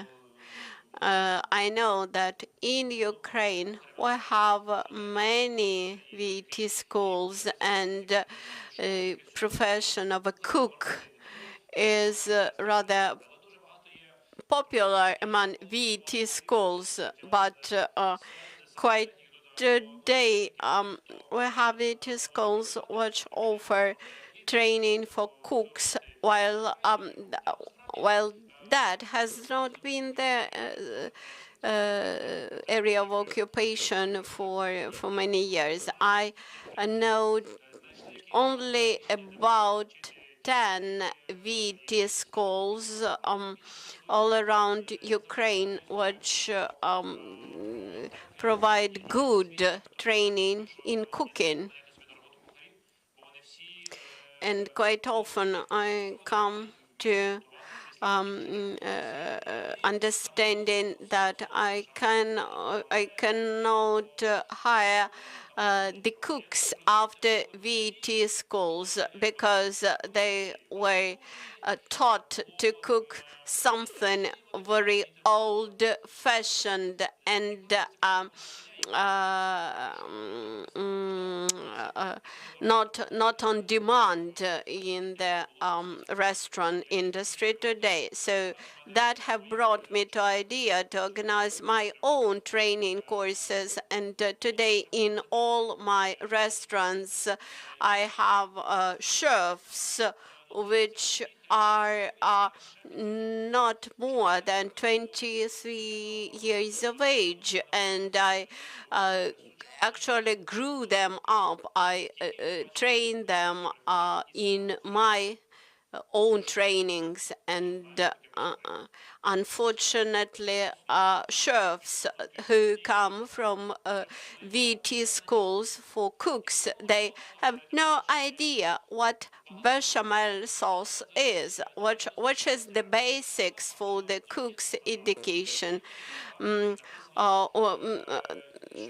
This state VT, public VT schools for cooks, they have a curricula which is very, very old, and they do not have enough practice. They are not taught the most fashionable recipes, but which are basics of modern cuisine. And but instead of that, there is extremely much in the material in the curricula which is not needed actually. That is why I approached to one VT school for cooks and suggested to write down my own program, making pancakes. That's very good, but why to why to teach cooks how to make pancakes if it is not difficult, and anybody actually can do that? I think that cooks should be trained to cook something more specific, more interested. When you look at very interesting, creative recipes, and you want to produce something with romantic flavor, and you come to a cook school, and you are taught to to make something which is very heavy, which is very old, which is very obsolete. For example, I was taught to make a liver cake. I was very much surprised and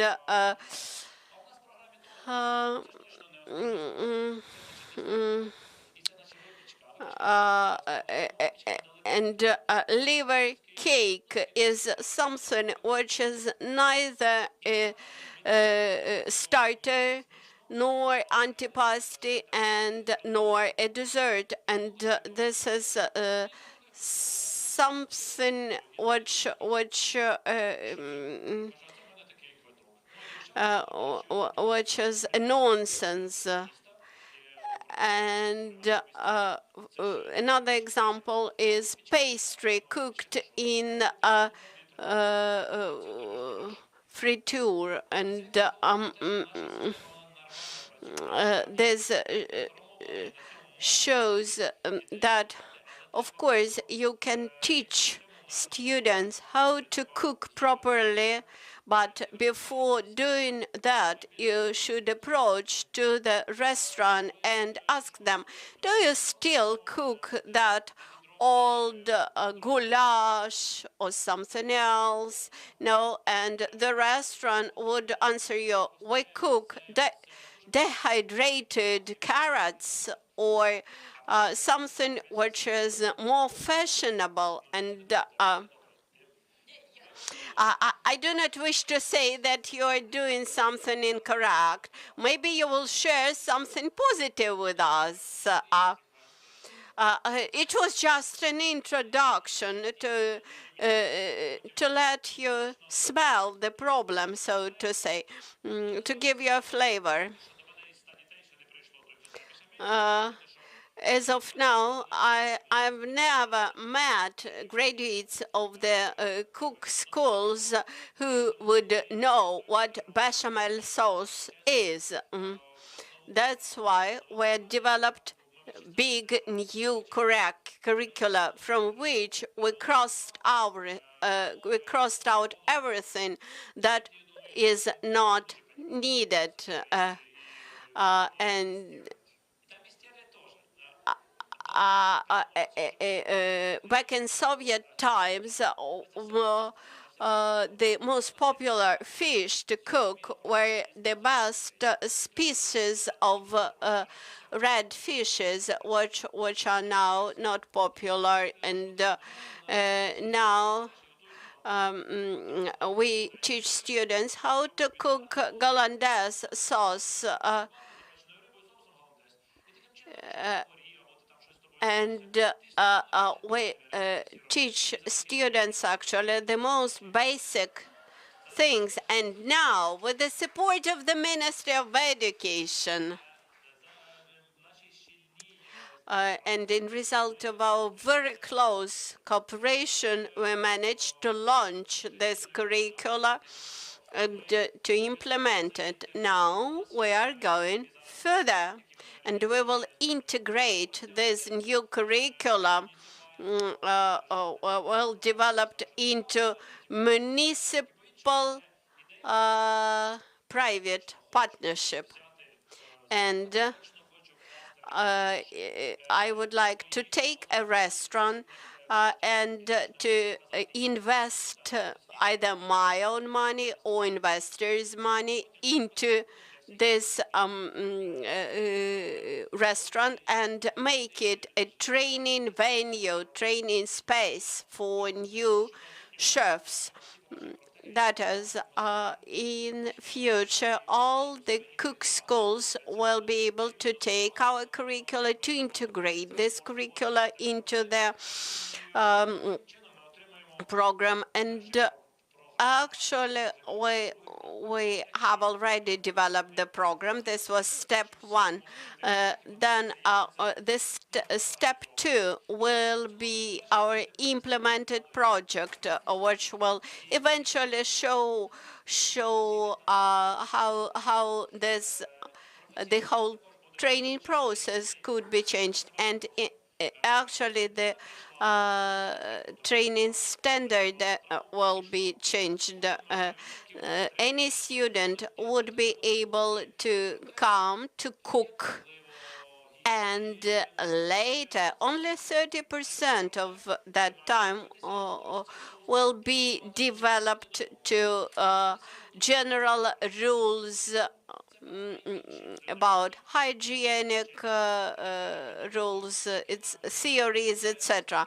70% of time will be given to practical exercises, and 90% of cooks will come and will be able to do most basic things. And if I ask her, are you able to make goulash? And she would say me, no, I cannot.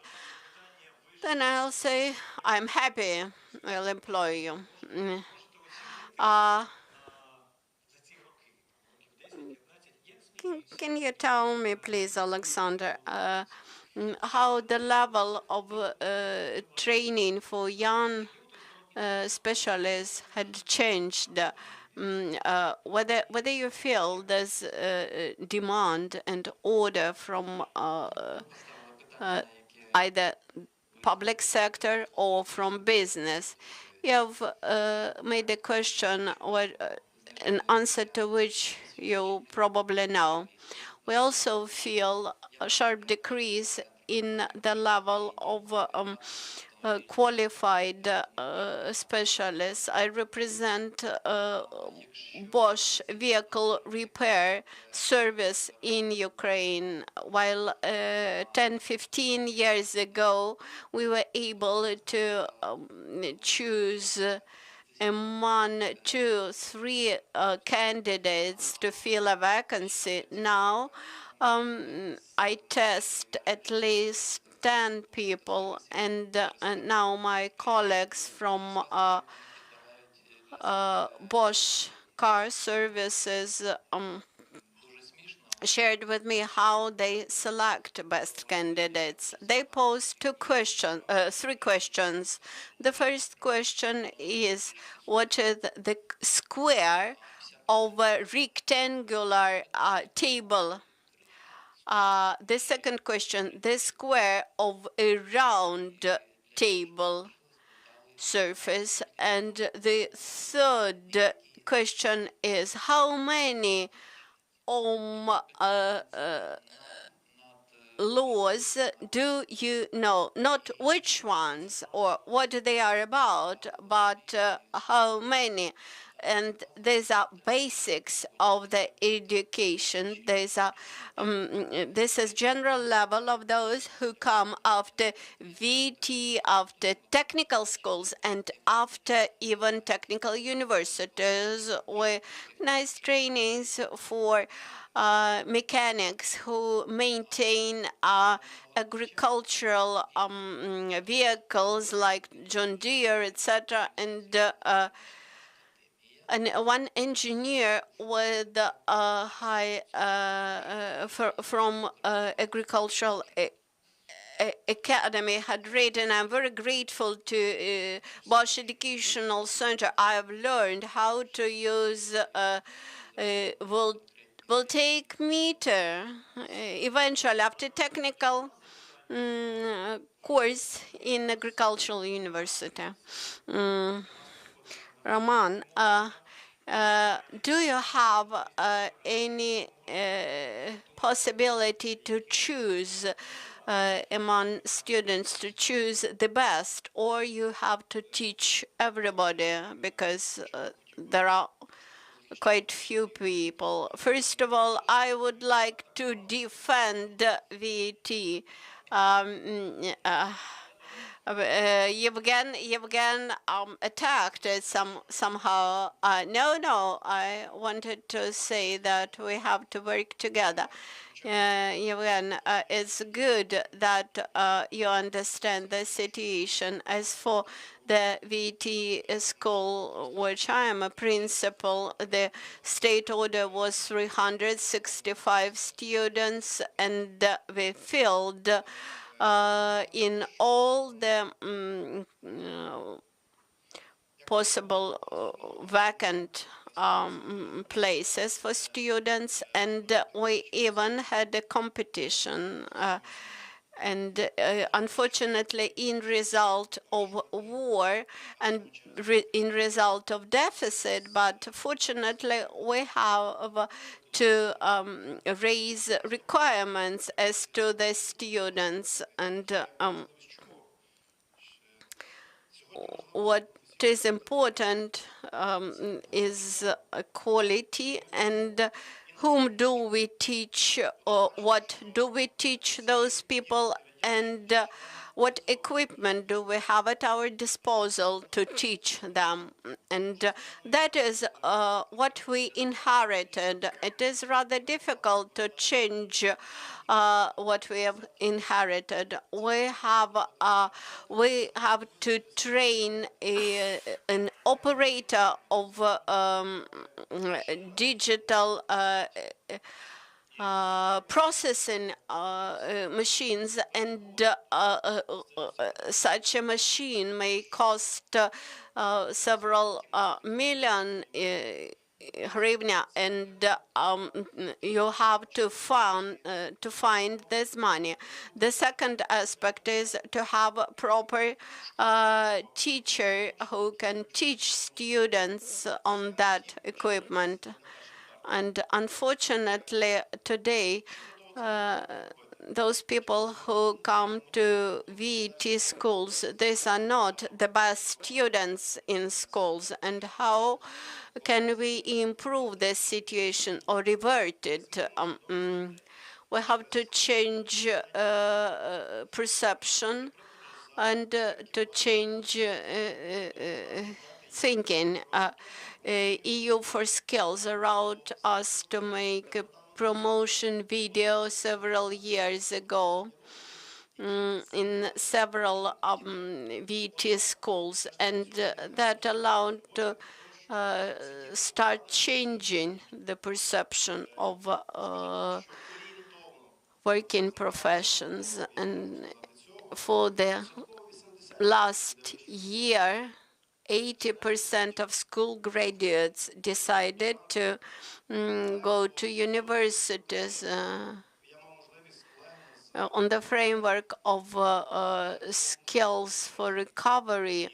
I had the possibility to visit Czech Republic, and there 75% of school graduates, they go to VT schools then, while in Ukraine this is opposite statistics. Up to 80% goes to university. Once in Lviv, their famous anti-cluster decided to train professional assistants for professional IT program developers, and we had developed curricula for operators of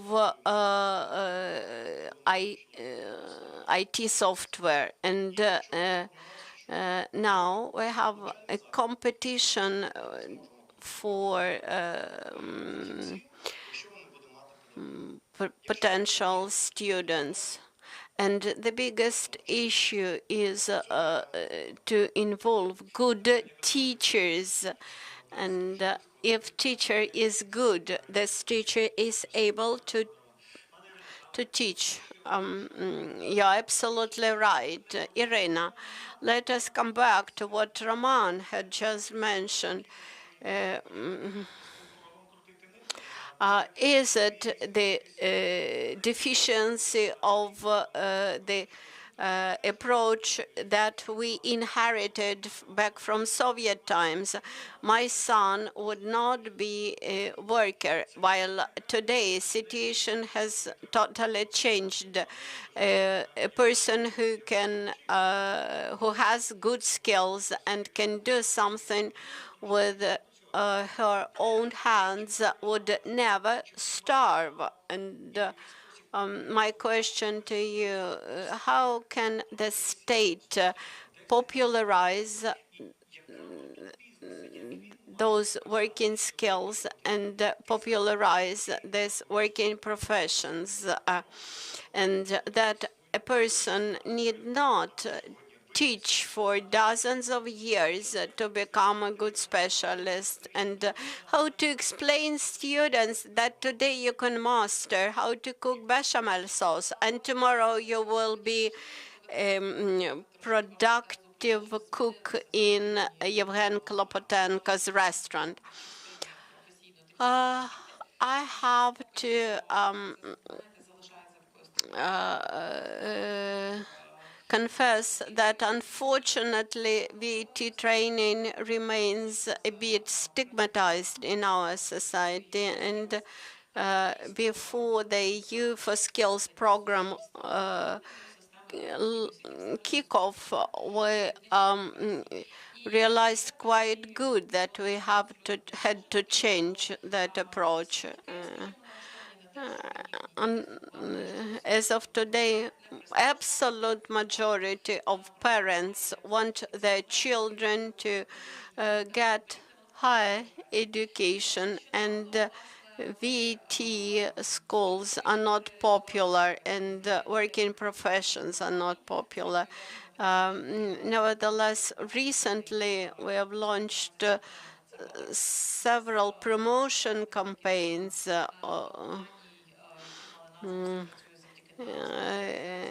They were called Everything Works Due to Us. And then before the entry campaign, we issued another awareness-raising campaign about available working professions. And recently, we again made an assessment about the level of popularity of working professions, and we found out that young people more and more associate working professions with better remuneration levels, and we have noticed changes in society, in perception, who has to choose future occupation for a young person, while in the past these were parents whose opinion was the most effective in that sense, while today young people start to look more on their own vision and their own wishes. And this percentage now has reached almost 50%. And I agree with Roman that now we see the first results of our very good campaigning for VT training in the entire Europe. We see how in kindergartens children are taught about some professions, and also we found out that some some tests which are offered by counselors counselors as to future occupation, they even did not contain any working professions. And today, the reform of Ukrainian secondary school and other educational reforms suggest many lessons of professional orientation. We have thousands of secondary schools in Ukraine, and now Ministry of Education has been developing a concept for professional counseling or career counseling. I'm very grateful to EU for skills and skills for recovery that they work in this area. From my experience of work at the regional level, I can prove that the most efficient result in the professional orientation area is when students come to enterprises and see what's going on, how production is produced, and I fully agree with Natalia. It is quite interesting. So our colleagues now promote very much private-public partnership in the area of professional orientation. There's study visits to enterprises, maybe trials and possibility to go there and try to do something. Jointly with the Ministry of Youth and Sports, we carried out a survey among young people and found out that young people are more attentive, are more willing to do office work and to get higher salaries. And by the way, you cannot train qualified expert within 3 months. It took you long to learn something. I haven't learned even till now. Learning during lifelong learning is very important. I can disagree with you, but I just said about basics things. Yevgen, but actually you produced your own curricula for VTs, and that is, should the business respond to changes in labor market, whether this is a realistic approach in Ukraine today, whether public VT schools are able to respond to the needs of the businesses. Maybe for you as a private entrepreneur, it's better to found your own school. It's better to close a restaurant than to change the standards. You see, just a person that they will listen to that has been working for 6, maybe 7 years over the school meals. But then there's governments, there are amalgamated communities, local governments, a bit different things and levels. Well, no one has said it will be an easy walk.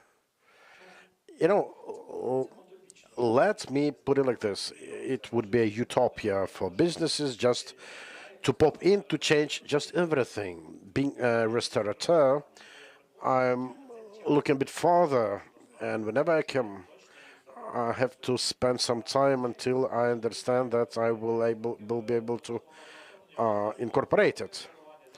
Before the full-scale innovation, we had 2-year planning horizon. Now, with the volume around just 1 year, it's a matter of being able to forecast and plan for the future, how and when to earn. Yeah, businesses make them out to vet schools, but then whenever they understand how much it has to change, maybe most of them, probably me myself, would say no, rather not. You know, in restaurant business, it's many times easier to grab someone with no skill at all and teach him her from scratch. This is when we start teaching. So, and that school graduates will show just very limited skills, maybe how to chop onions. We need more, and we need it fast. But yeah, we gather together in order to change something, and I do feel that changes are over there in the air, and I'm myself being involved in changing things.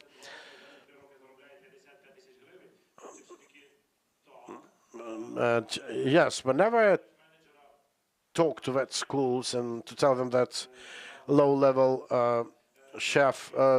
cook in my restaurants gets like 50,000+ hryvnia salary, we get some serious interest from people. And yeah, I was very important, very attentive when Blinken would come out here, him being a strong economist by background himself. So I was trying to learn also from his experience. And yes, I can tell you that a cook of 23 years old can already get like 53,000 hryvnias at my restaurant, a junior position, or grow to the top with some 80,000. So line cooks at my restaurants get like 35,000 a month in average. So, yeah, that schools are overlooked and underestimated, particularly in the area of restaurant business. But I can tell you that one can earn more and one can remain competitive with it on the market in different sectors. Just across the market, I would say, you know, not many people are earning 50+K a month, regardless of occupation. So this is something about salary, about prestige of it, a very strong line path ahead. This is how you build on prestige. If you're able to, you know, I would dream of a situation when a vet graduate says, yeah, I'm just fresh from the school and I earn 50K, and someone with higher education from international relations is not able to land a job. Yes, okay. Now, businesses, how to help them conveying their message to the educators. Okay, a question challenging enough for me to stand up. I hope it won't go to fisticuffs. Yeah, seriously, you know, I think such a cooperation has no coordination or centralization at all. I think our, you know, central government institutions, maybe ministries, could have created a catalog, maybe a listing of relevant institutions, educational, employment, and so on. Maybe GZ could help to create some framework for cooperation with businesses. Unfortunately, as Irina has mentioned, and she has some statistics because she's working with all the vet schools at all levels, maybe the highest one as well. So we, corporate training centers, we are not present, we are not heard of. Just to give you a flavor of the history and background of our center, it started back in 2008, so almost 16 years in existence. Almost for this time, we were able to train about 4,000 professionals, majoring in vehicle repair shop operation. In 2012, 2013, we established 3 Bosch academies with some higher education institutions in Lviv Polytechnic, in Odessa National Polytechnic, and in Kharkiv University. And we have 2 of them working actively in Odessa and in Lviv. There's a Director General of our company, Vitaly Bulda. He inaugurated those academies in Lviv and Kharkiv, right, Vitaly? And we are regularly work to continue training professionals. I'd like to tell you about the two projects we kick-started in 2022. Well, the one was in 2021, then it was put on hold because of the start of the war. And we had another project coming live in May 2022. It was about the training of training center professors and teachers to equip them with most modern vehicle repair knowledge. If we check for the retail cost of our training course at our center and multiply it by 11 and by the number of participants in the project, 24 education institutions from vet schools to universities, so it will appear that Bosch has invested more than 2 million hryvnias in those projects. We did put the project on hold with the start of the war. We wrote a letter to all the participants. We had people from Severodonetsk, from Lysychansk, all the way to the west, to Lutsk, Khmelnytsky, Ternopil.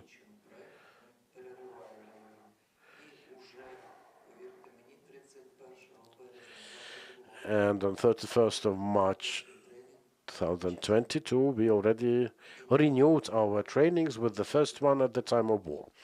We finalized this training project that same year, 2022.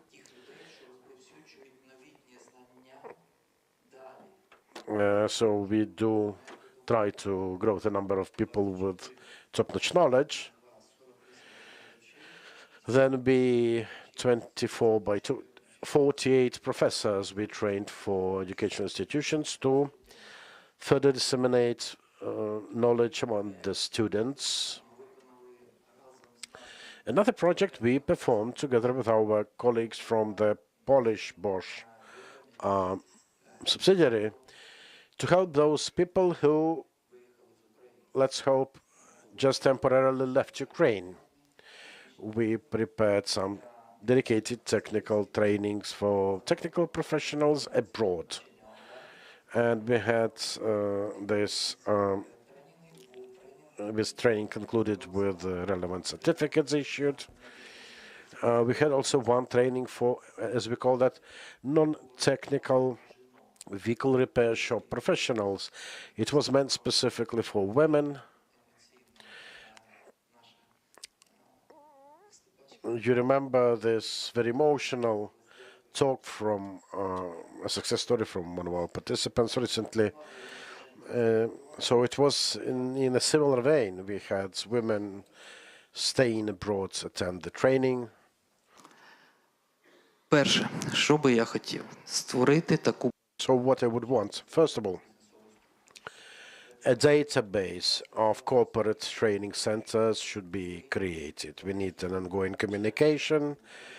Educational institutions, their representatives must be able to contact a center they are most comfortable with to cooperate, to exchange knowledge.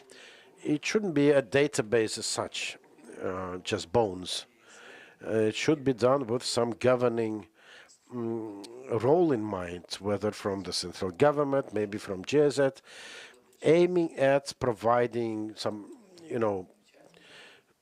beneficial conditions to attract vet professors, vet teachers. Okay, Alexander? A proposal to you here. We have some solid experience of cooperation with our Swiss partners, closely working on plumbing occupations promotion in Ukraine. We have training and technical conferences that involve people from the plumbing profession. They have master classes also to teachers from vet schools. This helps us mastering some innovative technologies available in the market and facilitates generally this type of cooperation. So coming back to the question, the first question I had before Dmitro, how and who to teach, I think it would summarize it nicely. I mean, our panel. We could also expand it onto other areas and sectors, also with Bosch company in mind.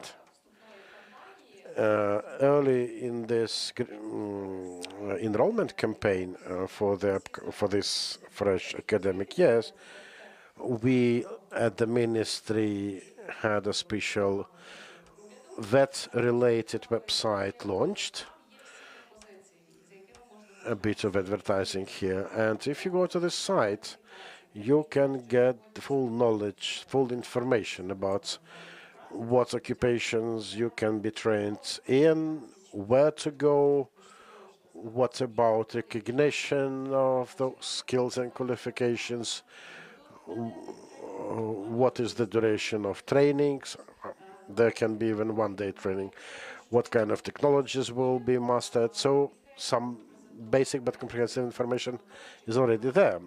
Mikhail, when presenting the project, mentioned the two components at the national level, and the last one was about best practices and best experience. So we've just started in this direction. Okay. Can I still maybe 2 more minutes? Could be, but the food is getting abysmally cold. Okay, let me squeeze it to 1 minute. Just to present a freshly completed project from the Bosch company, just a present to you. The project is called Yak in Ukrainian, which is how. Can I have this present? This is a present for everyone. It's a free of charge project. It's actually a set of videos and instructions made at our training centers with all the professional, editing, processing, and so on. So you can have it. And we can grab it for our vet platform as well. Хочете підійти сюди, проскануйте ці коди і ви. This is the list of codes you can find on the reception desk to get free access to all the video materials you can use for your training needs, for teaching as well. We looked into the information itself. We provided professional presentation of the topic. And every video ends with some light-hearted remarks like spare air measuring device, you are not guilty, and things like that. Because we know that young people are looking not just for information, but also for some little fun, so we have it like this. Okay, thank you. I'd like to thank all the panel participants for what you've been doing, guys. Thank you for your efforts. And we have a really small presentation of a new project in the Skills for Recovery project. I'm not sure if we absolutely have to do it right now. If you can still survive without meals for 5 more minutes, let me give the floor to Volodymyr Smirnov, a partner and director of the Spilka Design Bureau, to present a new Skills for Recovery project, which is about new branding for vet schools.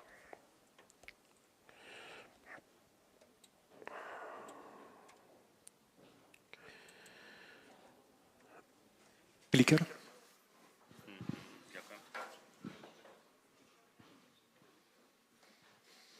Раз, два. Ага. Yeah, thank you.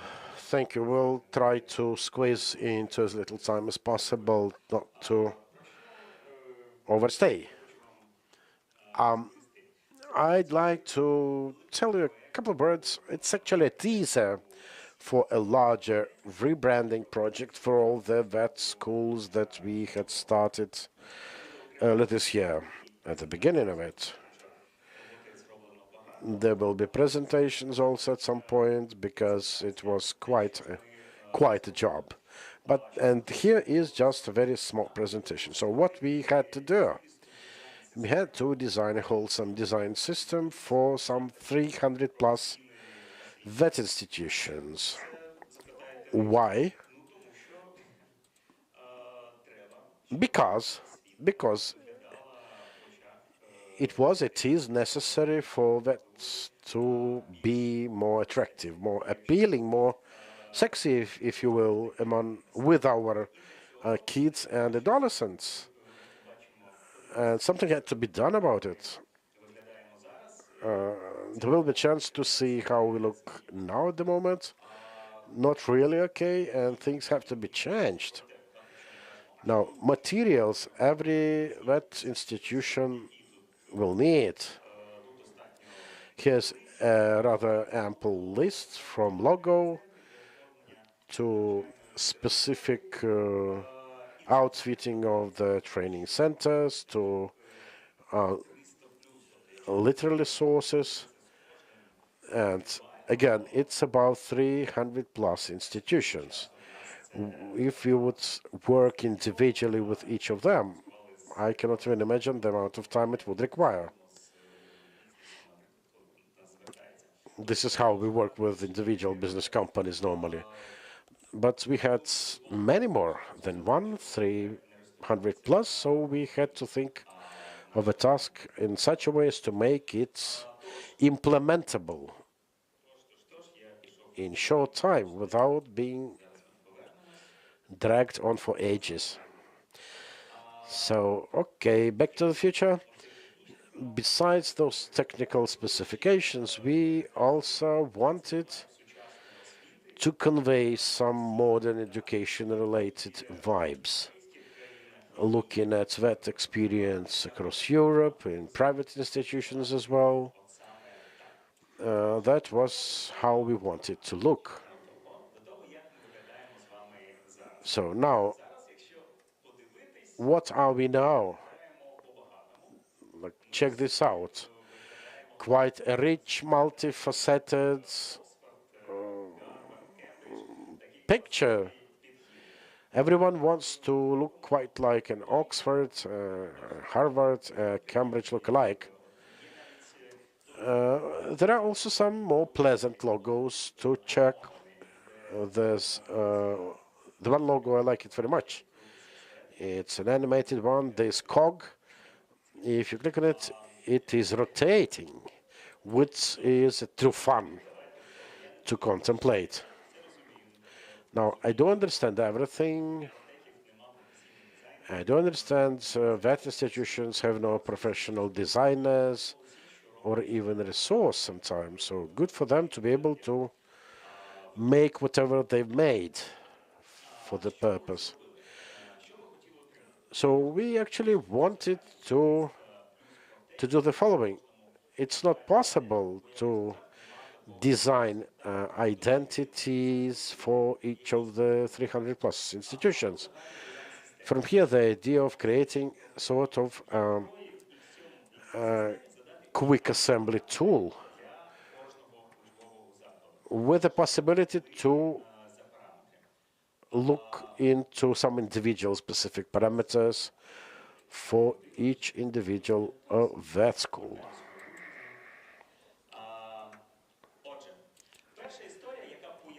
So the first story to unite all of our vet institutions, the first uniting feature should be the fund to get these 300 plus institutions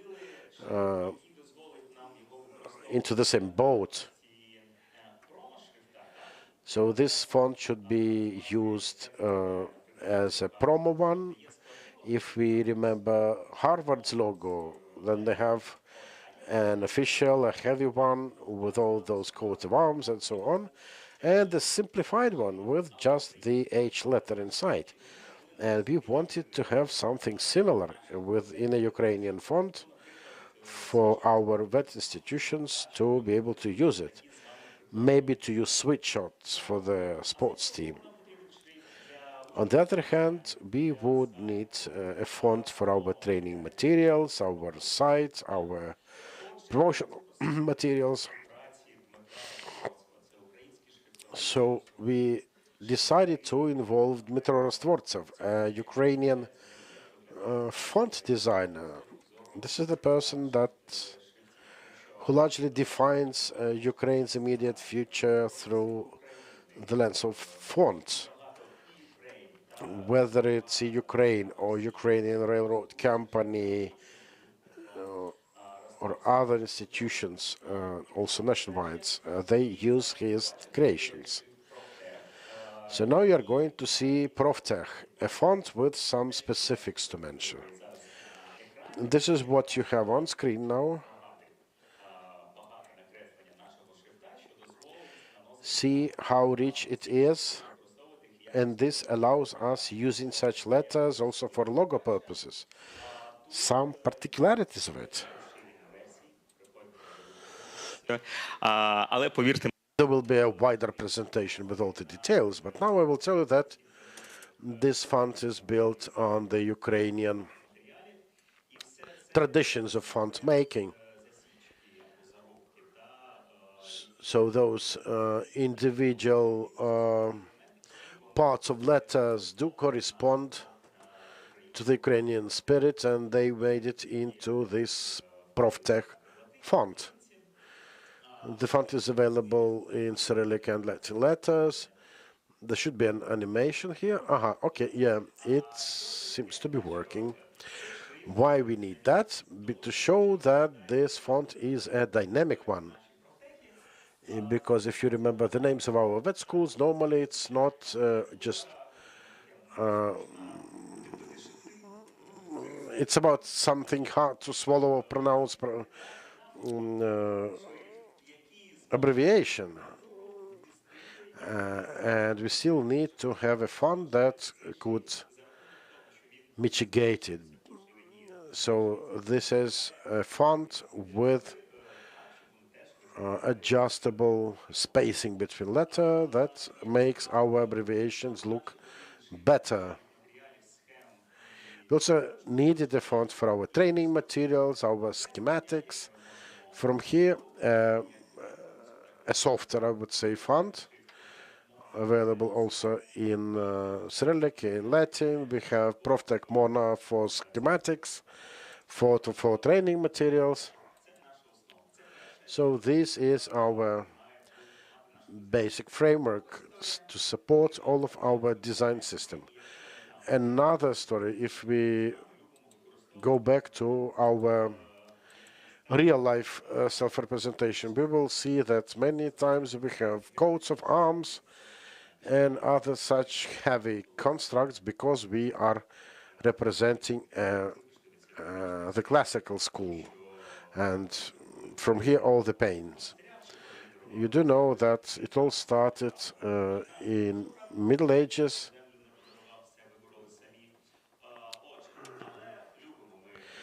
So we still like our coats of arms, and we decided that we are not going to attack Ukrainian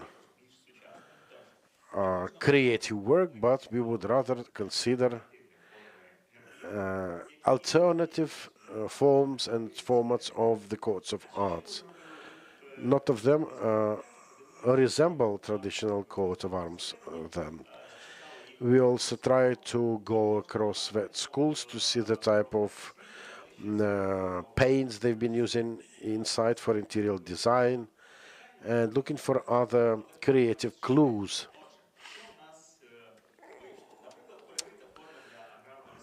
So here are some colors and formats for agrarian ones, where in the previous slide here is for industrial vet schools. Some might want it in a more traditional form of a house.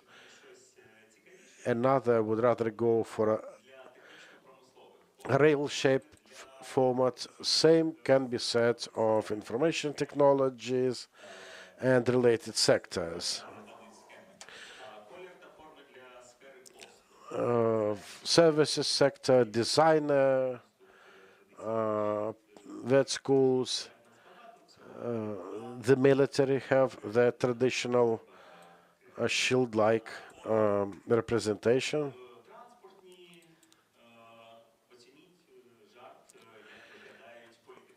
So here is the look we support for polytechnic universities. We can see it as a training grounds being used there. So this is another pillar keeping our font systems. The third one is, we know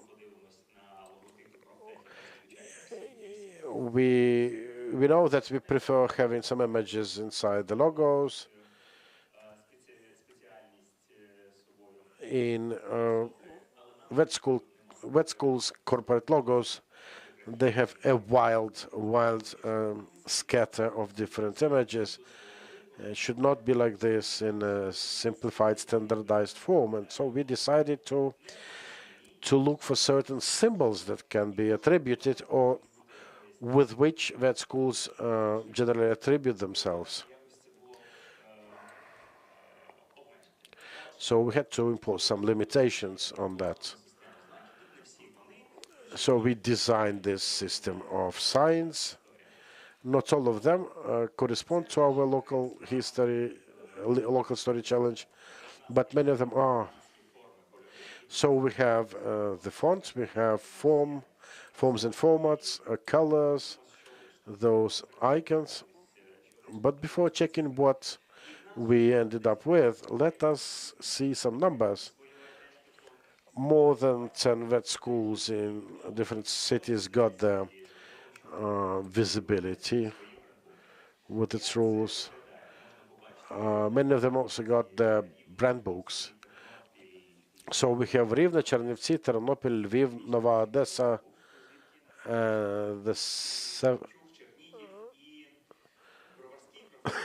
the Northern College, Kremenchuk, Modern Knowledge, and BBK.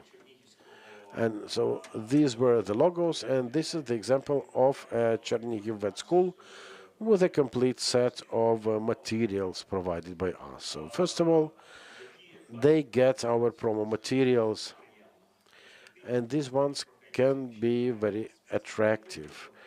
Now, regarding promising transportation occupations, or let us take this, we are going to learn to train those who will then govern. In our logo, we have the founding year, then we have a coat of arms. And by the way, this is a dated material because later on we took the image of cross from his breast. Now we have a nice font and a nice shape of it. Could be either a transport coming in your direction or a letter. You're as free to choose. It says like, all the roads lead to the future because we are a transportation lyceum. Now, besides promo materials, we also have navigation with some information, practical information about the training center in table format. Here are some examples of the training literature, how we make it. This is a poster against which you can take photos, a good mug, and merch for volleyball team. And good logo with very nice Cyrillic abbreviation. And here again, we played with it, and it encourages you to go to Chernihiv transport drivers, vehicle drivers school, and this is the first graduation ceremony, where this all logos were employed, and you see how successful it was. I finished with my teaser. Thank you for your attention. I enjoyed to present our first achievements, and this will allow us to equip our VT schools with a very nice logo, with very nice merch, and that will be encouraging for new students. I think it's very appealing for young people, and that I think inevitably will influence decisions of young people. Before doing a break, I cannot but give a floor to one more important person. Today, we haven't yet paid attention, dedicated attention to very important topic, how our VT schools and other types of schools are accessible for veterans coming back from frontline. And now I am pleased to give the floor, welcoming speech to Alexander Terenbutko.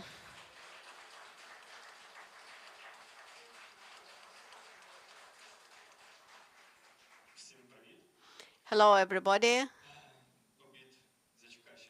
I am standing between you and lunch, and I will take only 5 minutes. This is not my first forum, and not first my welcoming speech to businesses, etc. And actually do not understand why I'm invited to many such fora, because during 2 years we do not in result of these 2 years we do not have many achievements.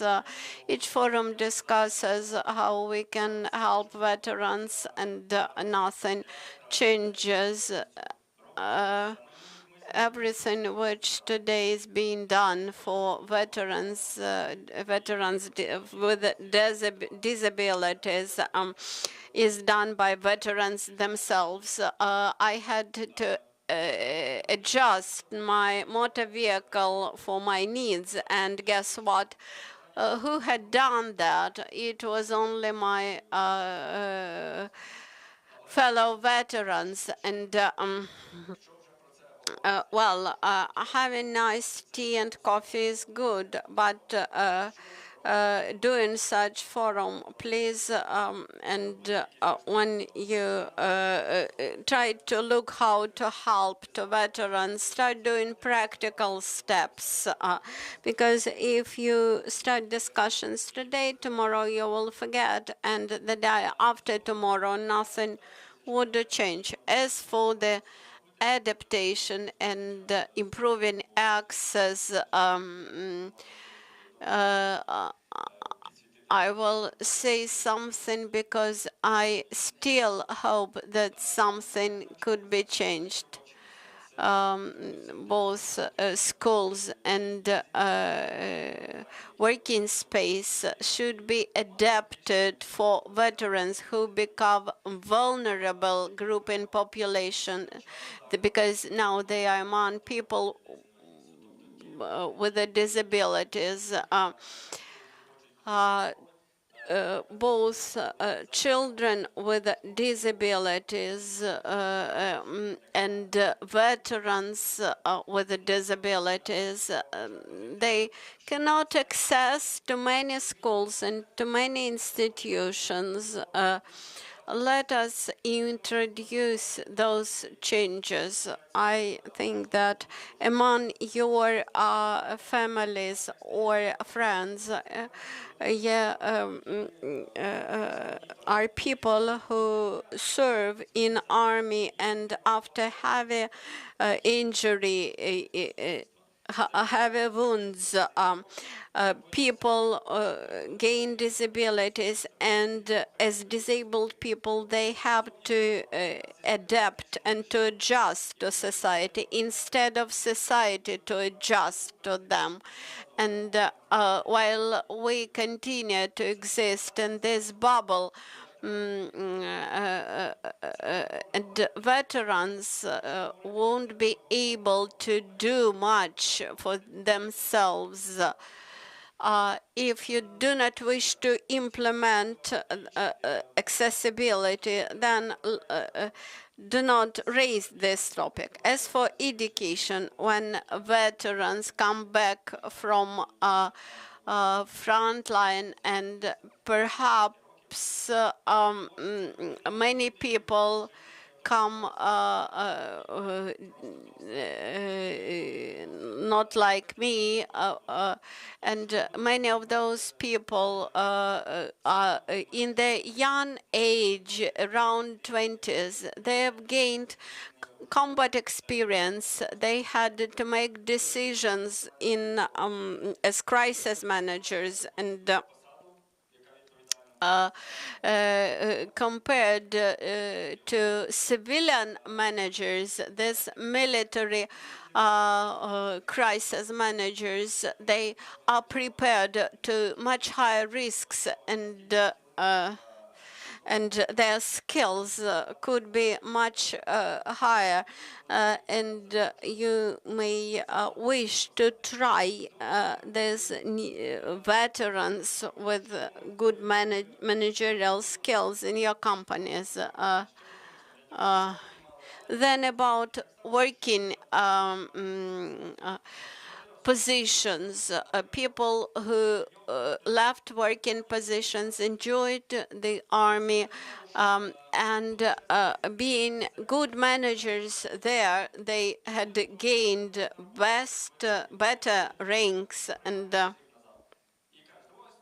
when such manager comes into working vacancy of a worker, and having gained much better experience as a manager, he would like to become a manager now. And when veterans come back to you, to your companies, who are well equipped with life experience, you should be ready to create good conditions for this person to develop new skills. And due to these new skills, this very person will become an asset for your company, because of that great experience, because of that persistence, because of that devotion, which they have shown at the battlefield. That's why my message to you, that try to bring people back, not into their old working places, but try to promote them. Now, many organizations deal with employment of veterans, and you can seek from those organizations and instructions or information about specificities of hiring or bringing back veterans to working life, to labor force. There is a good expression, combatant once remains combatant forever. And actually, if you become a person who is ready to fight, and you are able to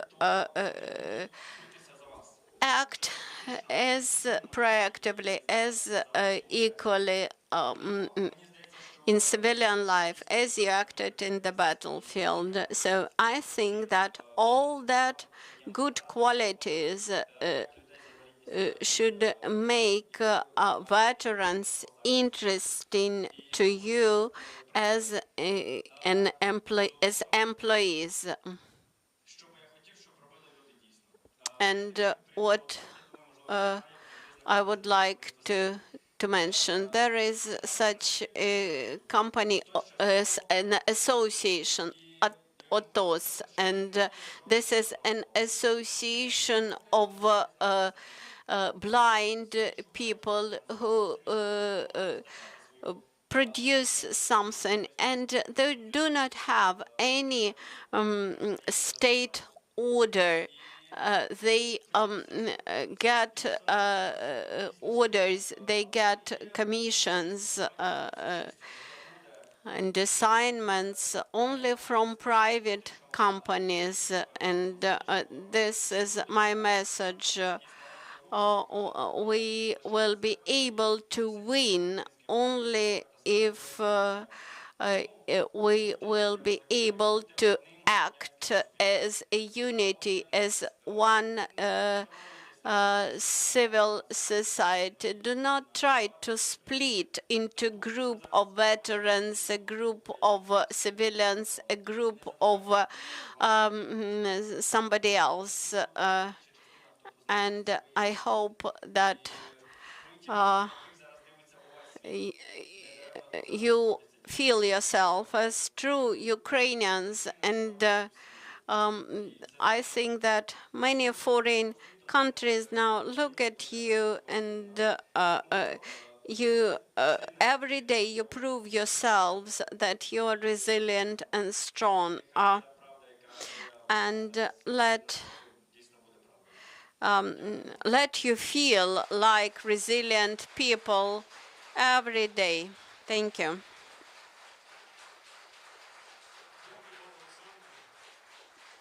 Thank you, Alexandra. I like to turn that saying that you mentioned. I am residing at the end of the village and I know nothing into I live at the end of the village. I am first to face the enemy. So 30 minutes for lunch. Thank you.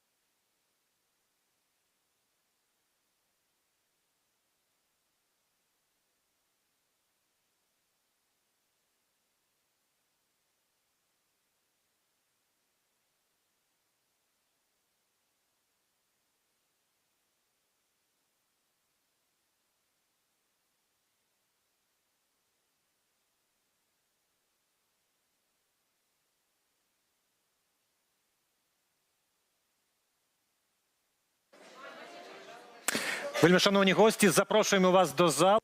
Dear guests, we kindly invite you to come back to the room to continue our enjoyable communication. Пошук. We'll continue our session dedicated to the search of answers, to look for possible solutions. We will bring together the partners who act together in the Skills for Recovery program, and those Ukrainian institutions will enjoy these cooperations for 2 more years, and I invite our experts to get involved into this process, the process of Ukraine's recovery. You are those people upon whom this process depends the most. Bringing Ukraine in line with the requirements of today.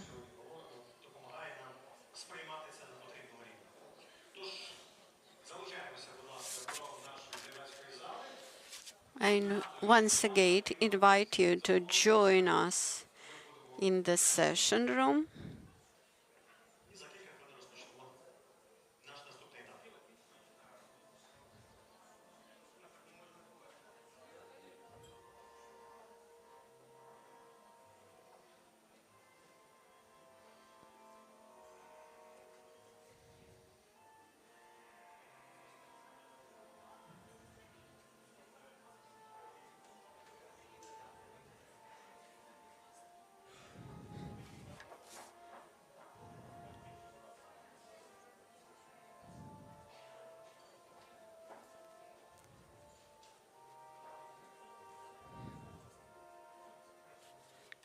Це значно коротша частина.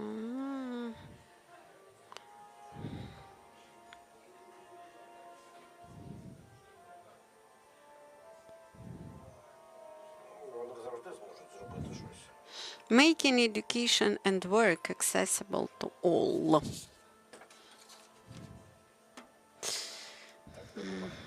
Не буває. Ти знаєш, чому справа, мені здається, всякому випадку? От неправильно зрозуміли аристократію як влада кращих, а перетворила на чорт на що. На влада, значить, зажерливих там яких ідіотів, там, значить, яких треба розкулачувати. Я не думаю, що аристократія – це справа кращих. Задумувалася.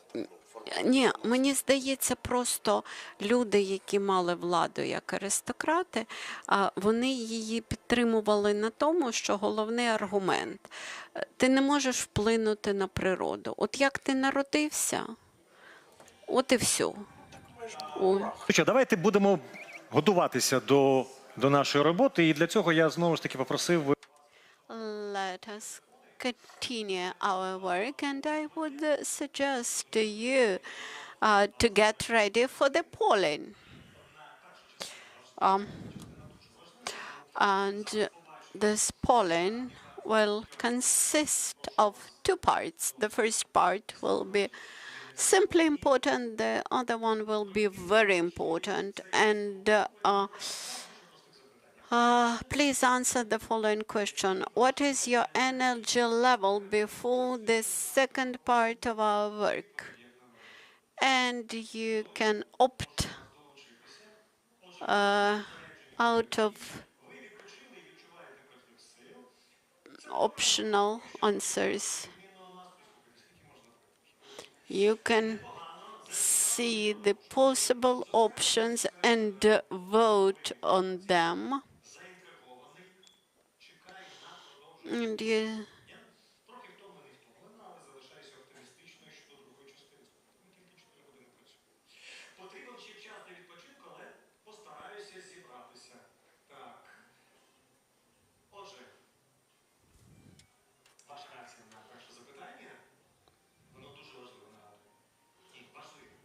This is important. important question. The second will be very important, but this is an important question, and we want your answers very much.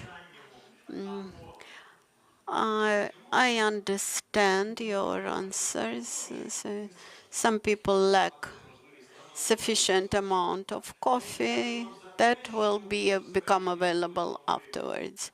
I'm ready that you stay focused and ready for obtaining new portion of information. Let us now answer the second question. What impression had the Skills for Recovery initiative left on you after the first part? And please vote for one of the following options.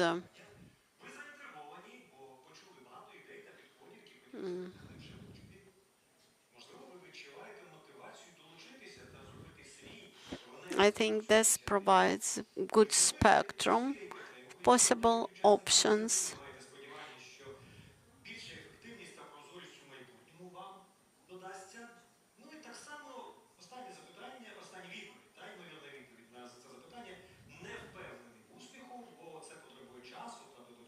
The only last option is a bit negative. All the rest reflect the level of your enthusiasm.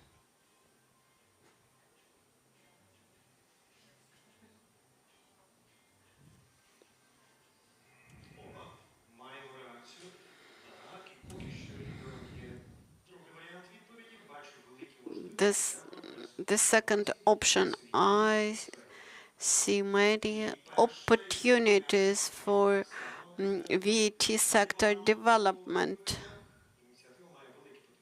Initiative has big potential to change life and contribute to development, also has gained the biggest number of answers. Thank you for contributing to that polling. I think it was not an energizer. It is a very important polling which allows the program to understand what is needed for its quality development and how it is perceived, which elements could be even now applied, could be applied for VAT sector development. And during this session, we will discuss this opportunity. That's why I'm happy to invite Yevgenia Smertova, Deputy Minister of Education and Science of Ukraine. And she will present online educational platform for veterans. Dear colleagues, after lunch, giving the floor to ministry is a bit tricky. Perhaps the organizers believe that I will be like an animator here. So my role is difficult. I will describe what we offer, and then I will show you how Skills for Recovery has supported lifelong learning, and especially inclusive education. Inclusive education should stop at the stage of kindergarten, secondary school, VAT school, and actually everywhere. When I joined the ministry, I was set a task.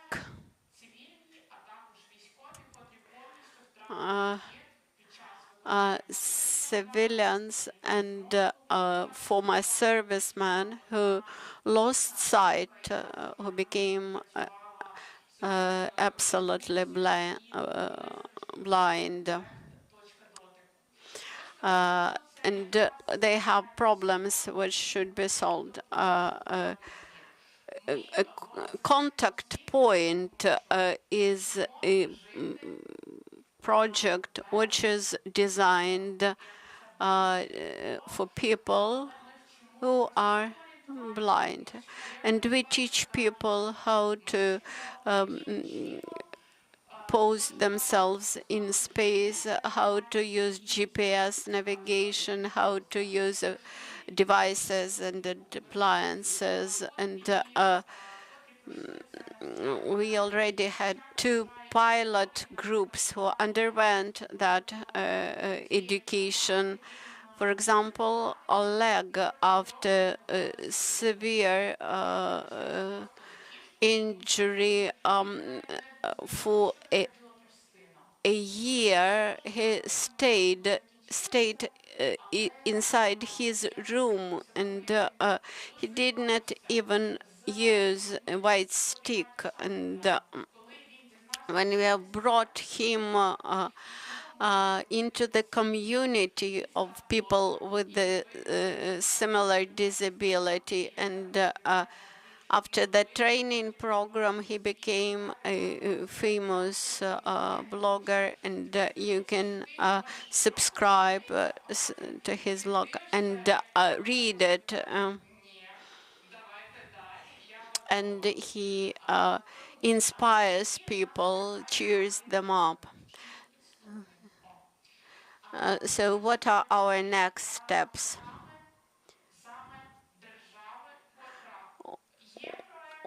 We want to create a framework program at the public level, at state level, for blind people. On September 30, we will launch the 3rd group in this program. This project, it has several challenges. It is not a training for anonymous person. You immediately become part of this family, and UK veterans have opened their doors to our trainers for special training, and my expectations from this cooperation are very big, and the next is a project in inclusive education. These are centers for student support. Living under daily shellings, we all experience the same distress. And in this context, I would like to tell you a story of this girl who is totally blind. She entered the Ukrainian Catholic University, and today this girl is able to receive full-scale training because Ukrainian Catholic University is a higher educational institution which is fully adapted to the needs of blind people. And now we have brought together the participants of this pilot project. Now we know what we can offer, how to involve people, and how to advise to those people who are considering to join higher educational institution, and how we can motivate young people with disabilities to join higher educational institutions with this pilot project. I know that you are more interested in VAT, and I encourage you to look more closely on this very project, but in the context of VAT.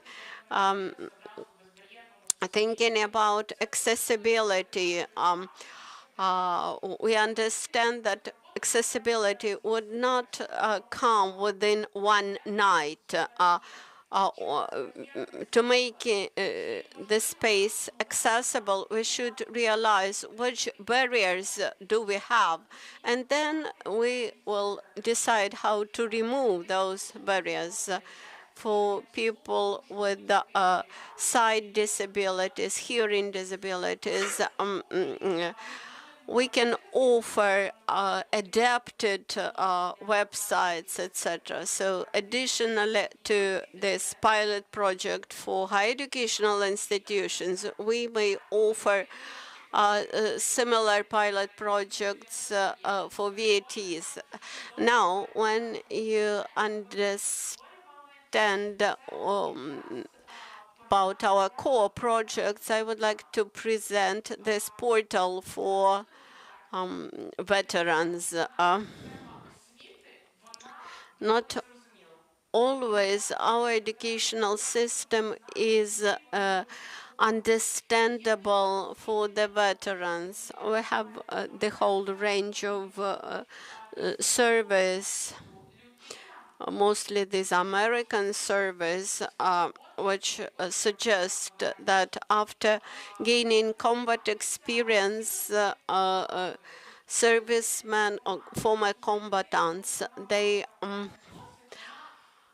do not see any value in their previous employment or education, etc. And what education should be able to offer? It should be able to offer new, more interesting or more valuable occupation. And when the veterans will come back to civil life, we should be able to offer them one shop window, one portal where they will be able to find information about what is available for them. How does this portal look like today? It shows 3,000 of different educational opportunities and which were supplied by you.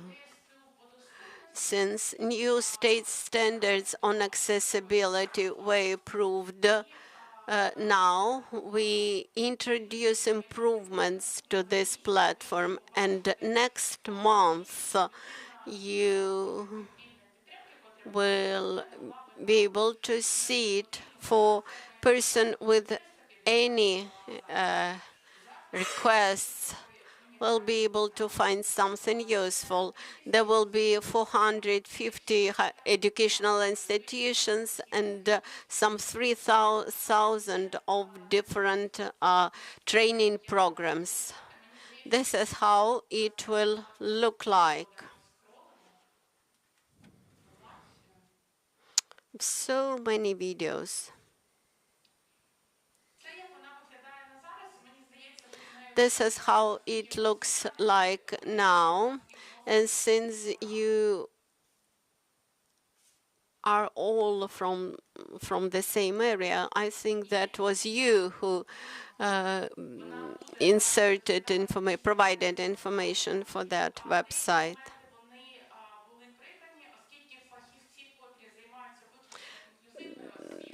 Those who deal with the inclusive education, digital education, they made their review of this portal and are now introducing changes. So what we will do next, we will brush up this website in line with the state standards. Then we will invite NGOs and foundations to place their ads and invitations on the same website. In future, we plan for integration with the DIA app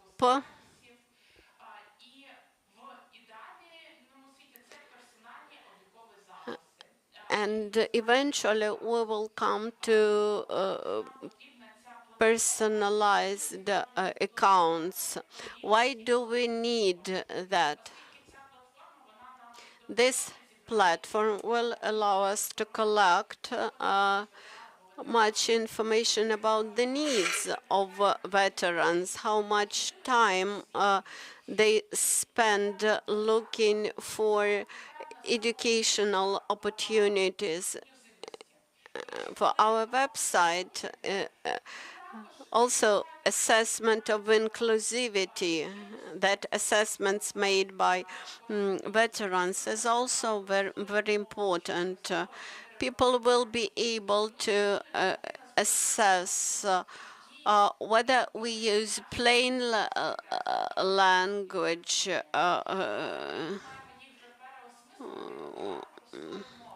the language should be simple and clear.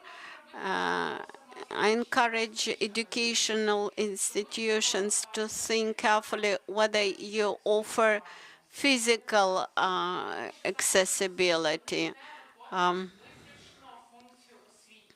Some of you, as institutions, may organize associations, communities, clubs. We would like to launch webinars and master classes, and as well as a hotline. Dear colleagues, if you have any visions, any ideas, what would you like to offer for this website? You have my contacts here. You can join. You can write down to me. These are flagship projects for us. We have to rethink the roles of policies and ministry in building up free access society. Let's not be afraid of access free and about inclusion to see changes implemented. Thank you, Evgeny, indeed. So let us not be afraid, let us remember, and let us, while discussing the topic of inclusivity and inclusion of veterans and people with special needs, let us remember the talk by Alexander Terran, what he had to say about it being a challenge to the whole of the society, how the society will or should react, how it has to involve our heroes, how the society has to make these people feel needed, because this makes for a very important part of the whole adaptation process. We have to be mindful of it, given the vast experience also mentioned by Alexander. Let us talk about that. And I would also like to discuss some of these matters with our next panel participants, which is about ensuring accessibility of training for everyone. Please welcome Lilia Grabowska from the State Employment Center. Please welcome Olena Kulchitska, advisor to the Minister of Social Policy of Ukraine, and Irina Galuzinska, team leader of Practical Veteran Hub project. Welcome at this discussion panel. So with your permission, Olena, the first question is to you. Would it be possible to make a kind of grading of occupations most suitable for veterans? Are there those that are most befitting them? How we could or should integrate those really scorched by this war? So are all of the occupations available to them, or we have to somehow fine-tune the list? Do we really take this into account, trying to change their lives for better? Thank you for this question. Actually, there's an interesting point to it. We had an event recently with a serviceman who was present there, a person with a business of his own, a small private one. So he said a nice thing. If I would have to choose between a professional serviceman and just someone from the street. I would rather opt for a military serviceman, because anyway this person will have better skills than someone from the street. So maybe some occupations are not fitting just everyone, but you probably know that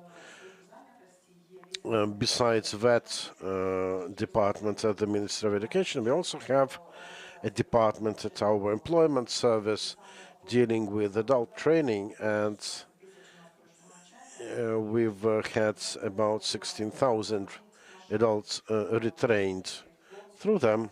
So we are even fine-tuning vehicles to accommodate for those with lost limbs. I mean, war veterans without limbs, who nevertheless are willing to become a civil driver. So we do our best to retrofit those vehicles. These are certified and made available for such persons. As regards other professions and occupations, you know, Oleg, there are some nice cases, like a chair at an amalgamated community and his deputy, both are war veterans. At some point they addressed us with a painful to them question. They said that they've got two nice digger machines with no one to operate them. So I said, guys, if you're willing to, or if you would be willing to, we could arrange for a training for you on that, and then you could probably use those diggers until you find some professional to do it instead of you properly. And they did undergo this training, and it's really nice to see that a community elder with his deputy find time to master those diggers and to do something for their community.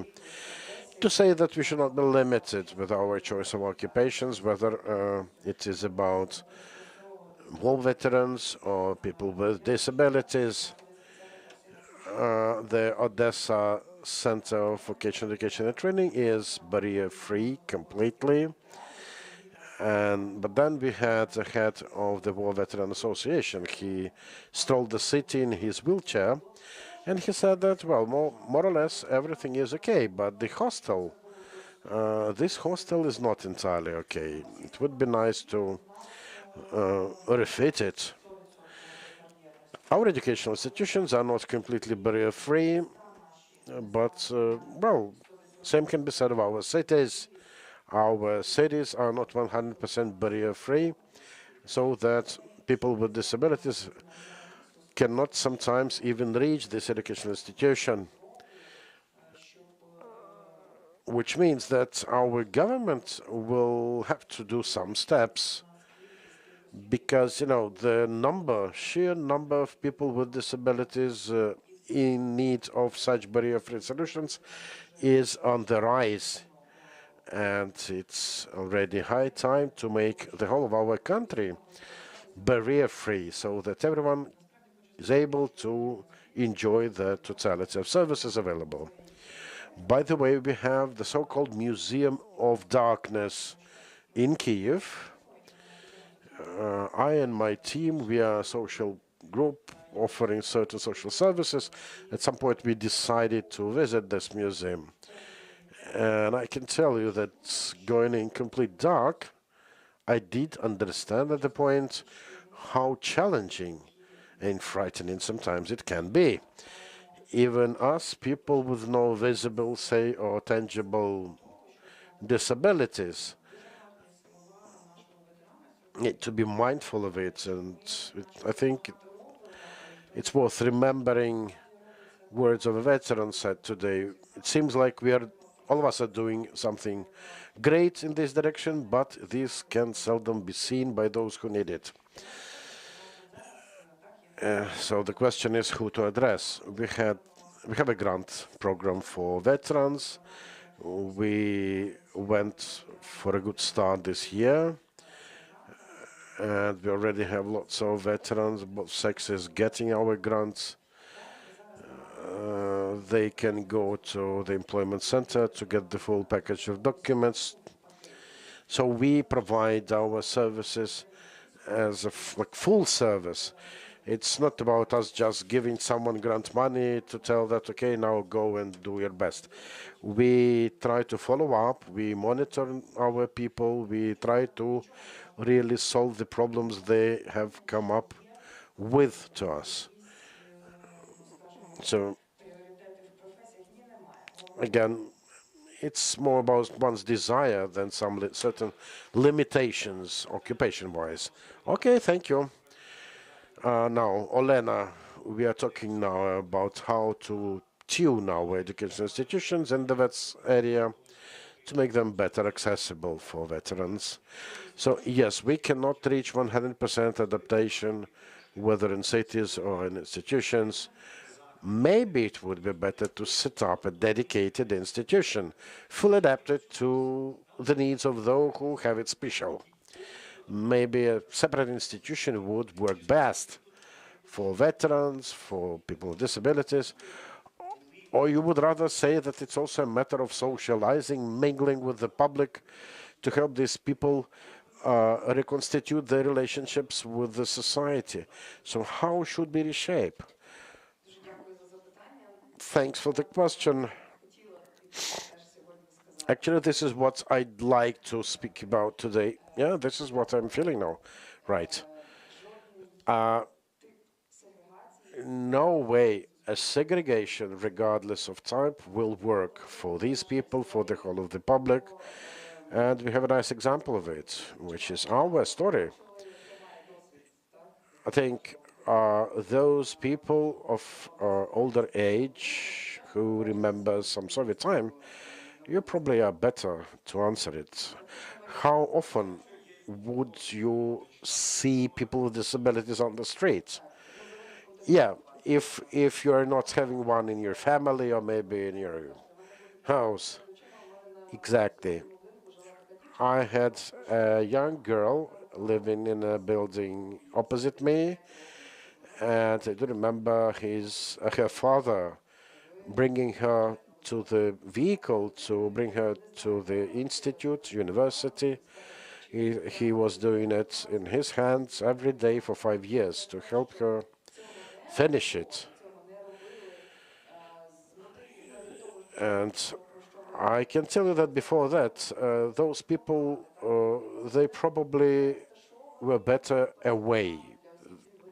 Everyone was trying not to see them, not to notice them. They had like foster houses located deep in the rural areas, outside of reach of the public, out of sight, out of mind, and it was really a secluded environment with hardly anything available to them. So I think in the meaning of our Euro integration efforts and humanely generally, we need to break with it. Unfortunately, we are finding ourselves with more and more people getting wounded, and this makes people more and more increasingly visible among service sector, among HoReCa industry, elsewhere in educational institutions. We've been traditionally developing inclusivity, making it available for school children at its best. So we were used to offer it for children up to a certain age. And whenever a doctor would write someone that's dedicated institution with accessibility requirements met is required for some person, I mean higher institution, it would be hard to find one here. To make inclusion more all-embracing, we started doing something, but then COVID intervened. On the other hand, COVID limitations make our programs, our curricula suddenly even more inclusive because even with institutions being not fit to cater for the needs of such people, online opportunities somehow level this field for the many. Yes, we have universities sitting in old buildings. The world practice dictates that if you have centuries-old, university somewhere in the UK, you still will have to build some accessibility, ramps, elevators, so on. But not everyone is able to find enough money for it. Now the question is that whatever we rebuild, refurbish, these days has to be rebuilt really better to make it inclusive to the max, to see that everyone with special needs is well able to use it based on her talents, wishes, intentions, and so on. And still more that the education path is not everything. Some would still think that education is kind of a process, but this is just a part of our life.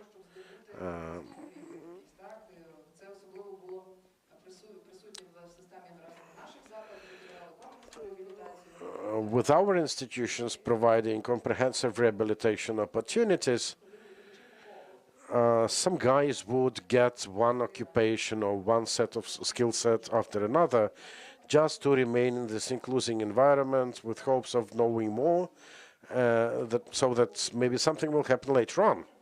People would tend to cling there because of communication opportunities, inclusivity matters. And that really created some unique environment for them. But we have always understood that this leads nowhere, because this level of education, socialization, has to end at some point with person going further in his or her life, finding employment, leading the life there. We think that the key assignment for us is to help people get a job that would fit the most, to make this person feel needed, important, contributing. So, say about employment centers, there are dedicated programs that include certain outfitting of workplaces. And these are primarily aimed at employers to help them understand that employing a certain individual may require additional efforts and potentially even investments. We do understand that this is also our area of responsibility. We need to contribute to having more people with disabilities employed. Sometimes it is even not that much about outfitting a workplace, but rather following up such person to make him, her comfortable, to make them, join the team. Elsewhere worldwide, they have like up to 50% criteria in terms of adopting or employing such personnel. We can barely scratch 20%.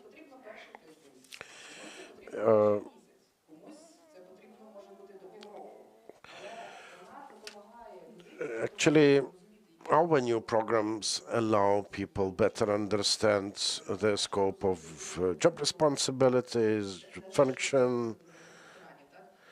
Same goes, by the way, about veterans. Some of the veterans have very special needs, like they may have problems with the hearing because of ongoing shelling. They have those deterioration of hearing. Many times we hear from our veterans that they would want others to talk to them with a higher voice. Not everyone is brave enough to announce it, but this really contributes to them operating better. Meanwhile, someone might just think that, okay, this is dumb and deaf, some individual that I don't need.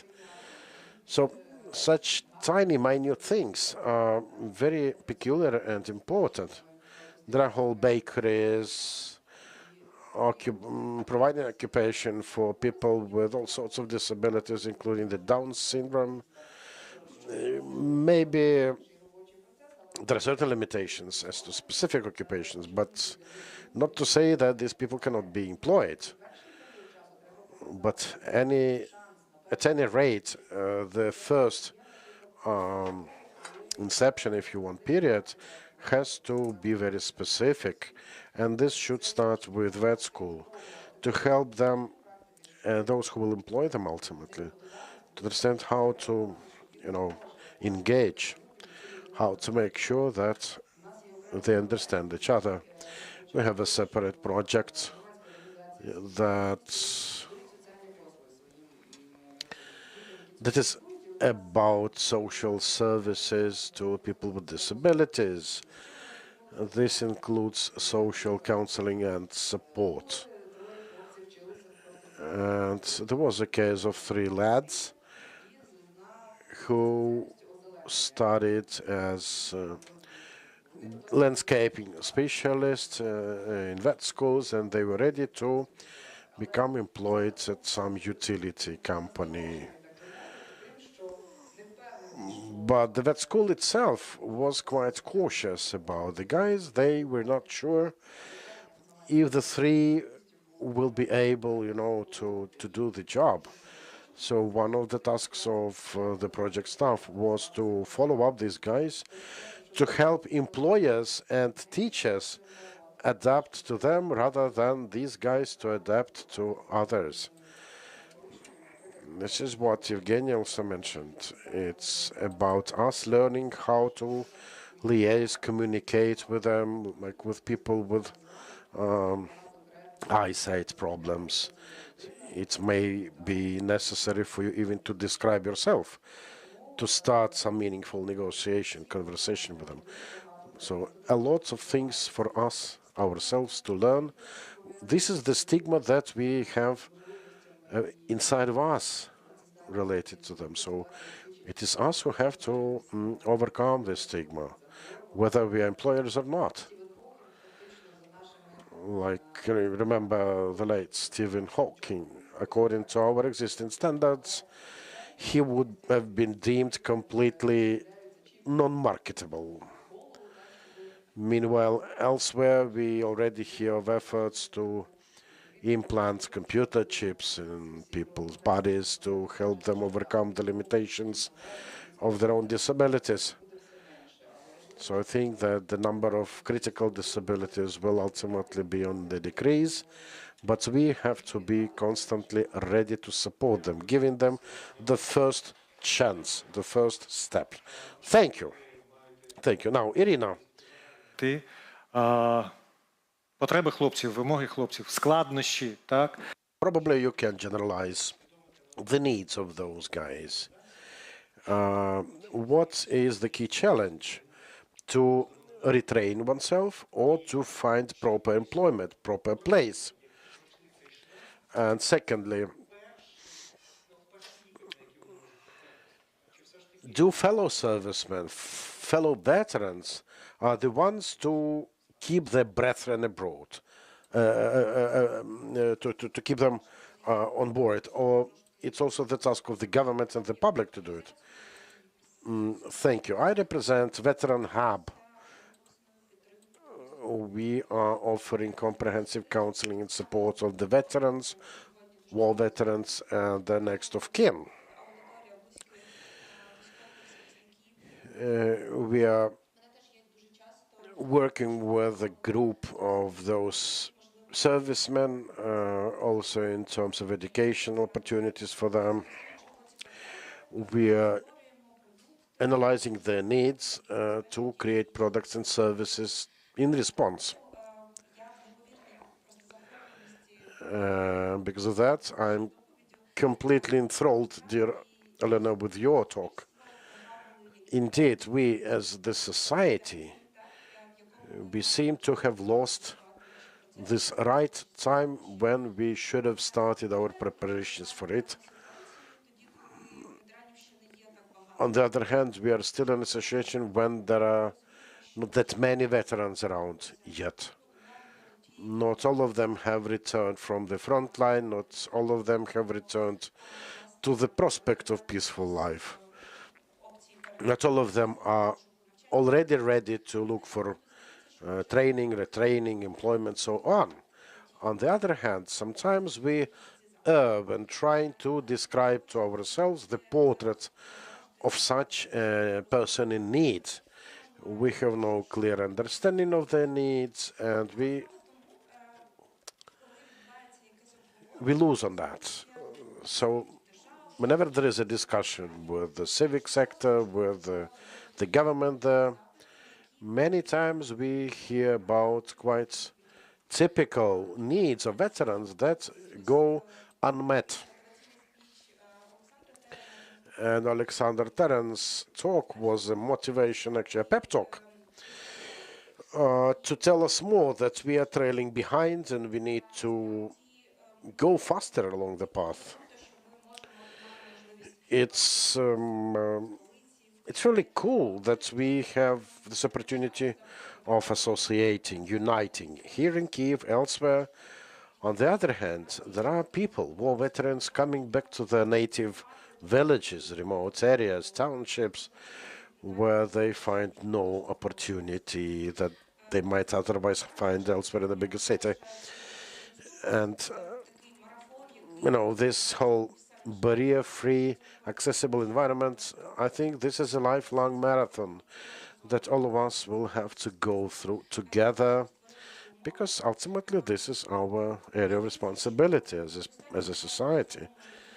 I think there should be some motivation about it in every Ukrainian, because practically all of us have some relatives, family members, friends serving in the army. And yes, everyone here has certain threats. As a kid, as an adult, we all have certain threats that potentially may affect our capacity, mental, physical.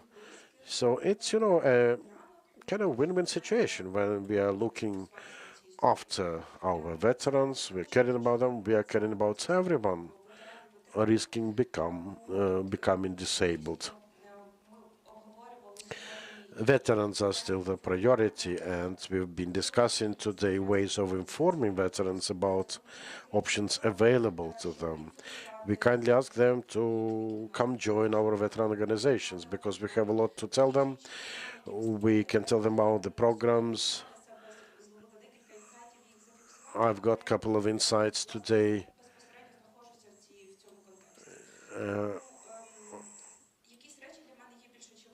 I do know of certain things that look more obvious to me, maybe because of my communication channels.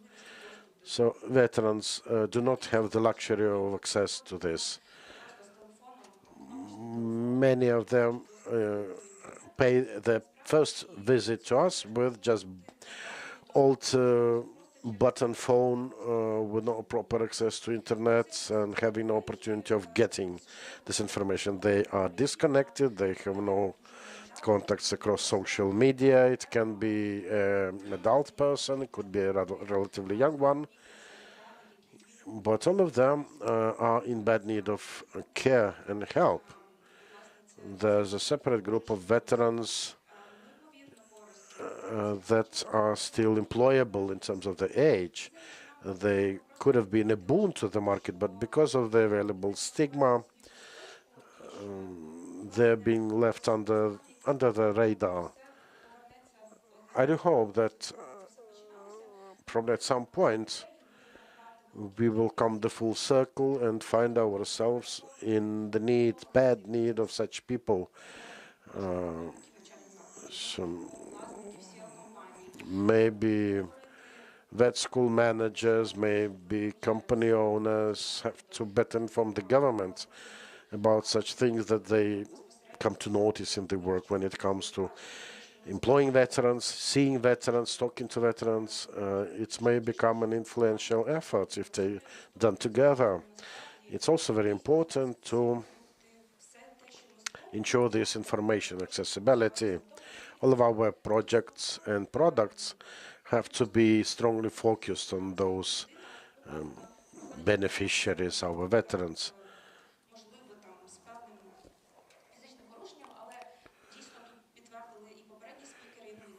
As previous speakers have mentioned it, based on the available statistics, a great number of veterans comes back from the front line with certain disabilities, hearing, eyesight, etc. And we need to be able to offer them materials in the format that is suitable for them. We always talk about how to help veterans to find themselves back in this civil life, how to engagement in a variety of projects available, like medical tech or something else. But let us not forget about other professionals that joined the army for prolonged terms, like maybe 2-3 years, but then they will go back and they will probably be looking to go back to their known old jobs. Meanwhile, they will have to have some express training course to upgrade and update their knowledge to compensate for 2 or 3 years in the army. This should be made available to them. Another priority matter to consider. So let us think about such special groups, vulnerable groups with their needs. So, you know, the path of a veteran, the path of a beloved person of the veteran, these are very acute topics. Question is, training and communication, is it enough to rekindle your understanding of veterans, to restore communication, to make it a successful one?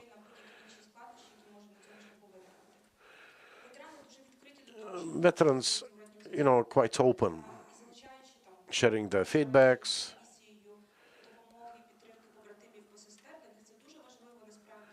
It's very important for them. This is the audience, the brothers and sisters in arms. They will keep their hands together going along this life. And we have to also remember about it. We try to check the correctness of the way our organization has with other such organizations working in the field. We need to see that we work in a correct way. So sorry, I'm trying to put probably too much in the time frame I've been allowed, but I think this is very important because inclusion is not just about veterans, and veterans are by far not the most affected group.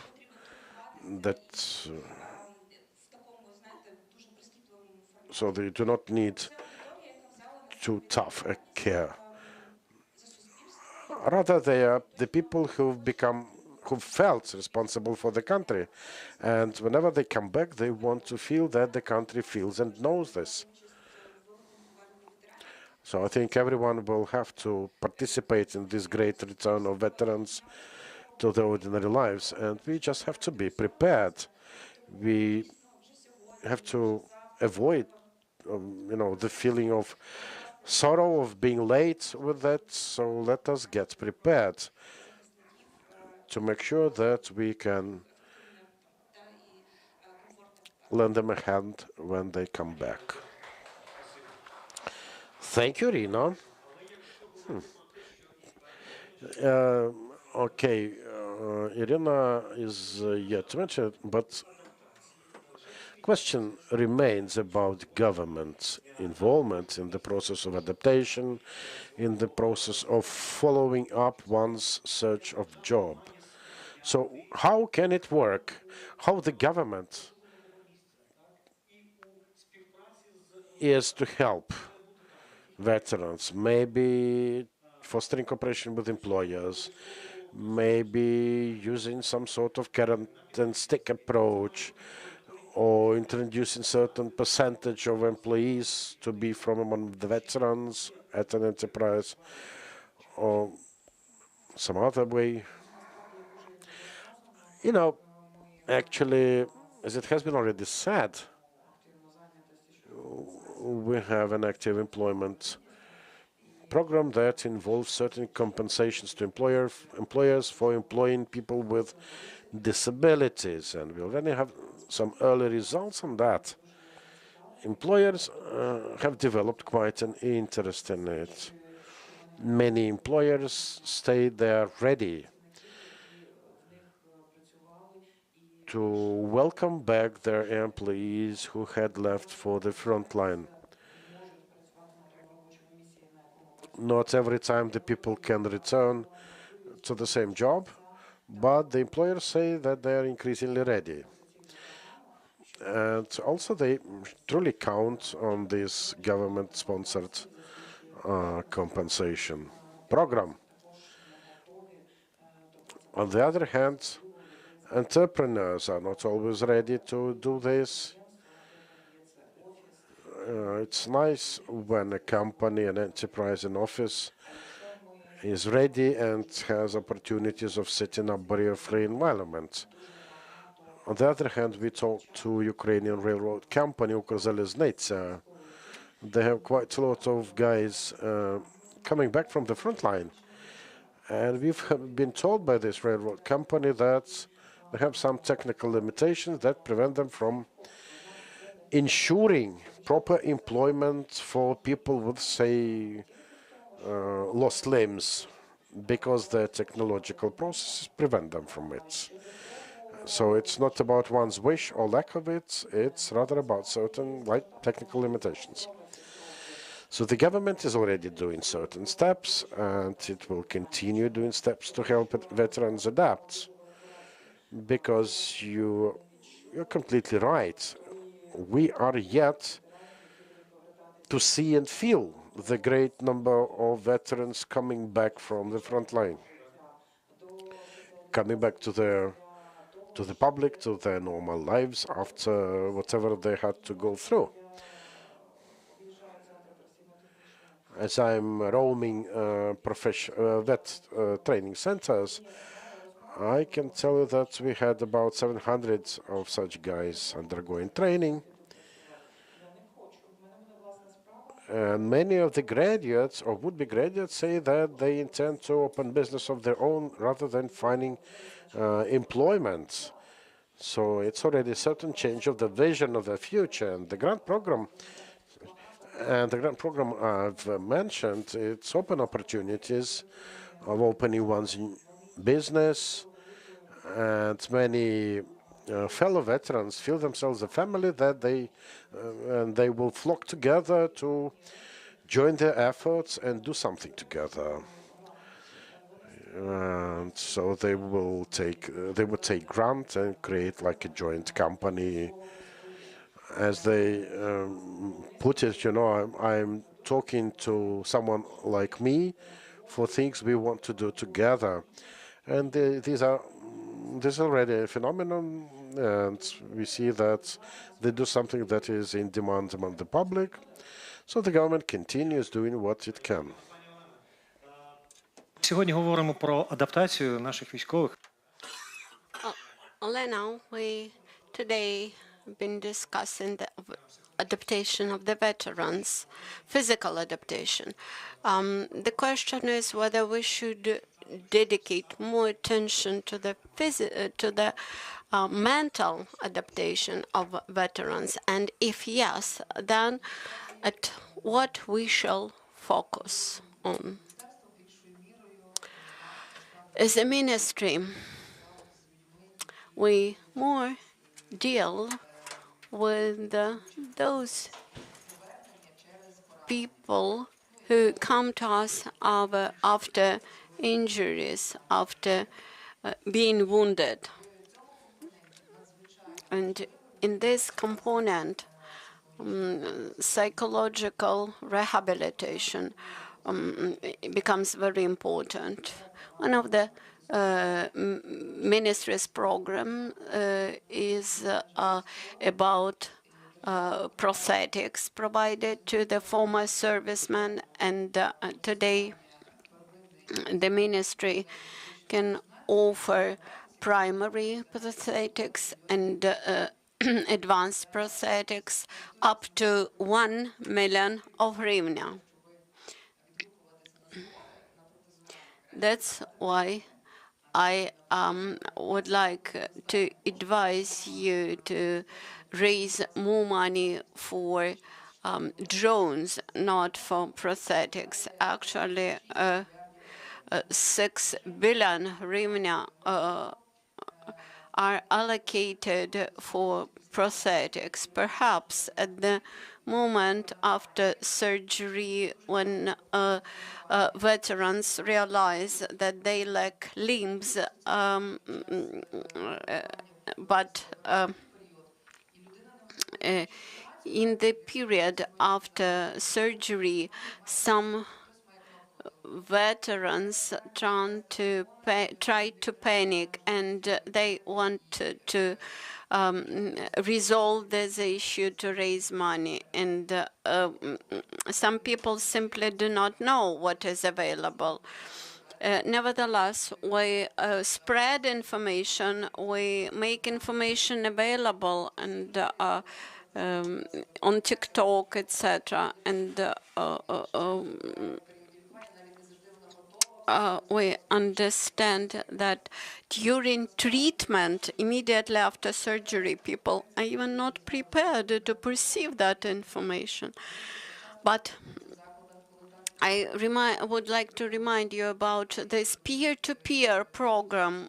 Even in the hospitals, many former veterans who already are rehabilitated, employed, they come to the hospitals and they start to work with those people. We have good cooperation between all of them, between social protection bodies, and they fully provide this information about available prosthetics to veterans. So here, social role of Alexander Taran is huge. Every day he proves that the life does not end at the moment when you have your limbs amputated, and the life continues. I recollect my meeting with one former saper who got processed arm, hand, and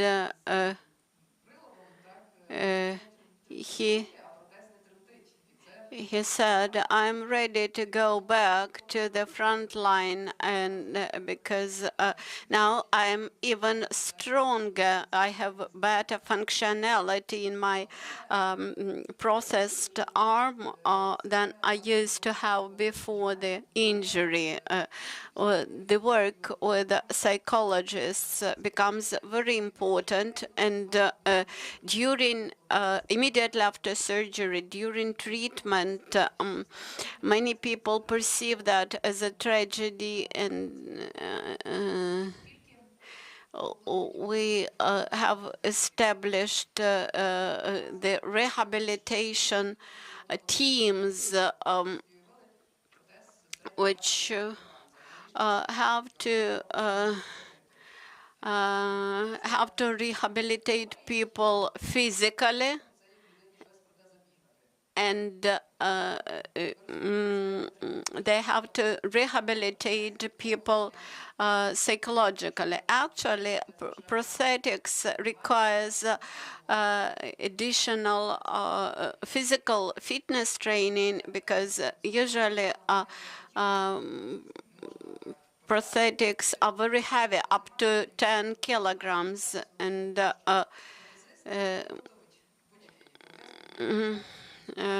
prosthetics is now very well developed and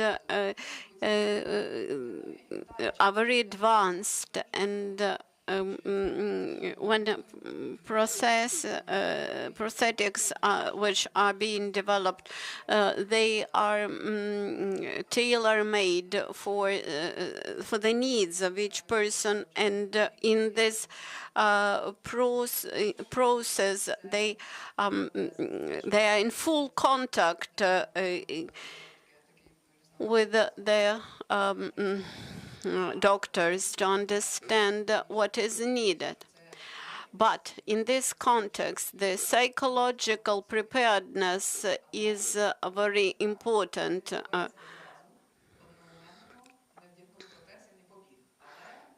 This does not happen immediately, and there are no limits to human preparedness. Irina, one more question to you. In the context of what Elena has just said, whether veterans take into consideration the experience of their fellow veterans, whether this is an important factor in their personal decision-making, etc.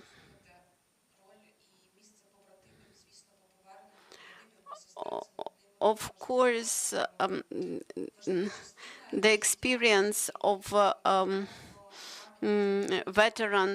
fellow veterans and memory about those who perished, it is important. But as an organization, we take responsibility to speak publicly that peer-to-peer approach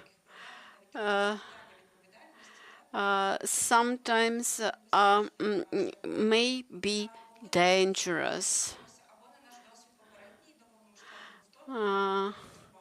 Saying that, we look back on our experience before full-scale invasion, or we take into consideration of foreign experience, foreign practices. Nevertheless, in Ukrainian realities, when people come back from the front line and very quickly they have to take full responsibility for their new life,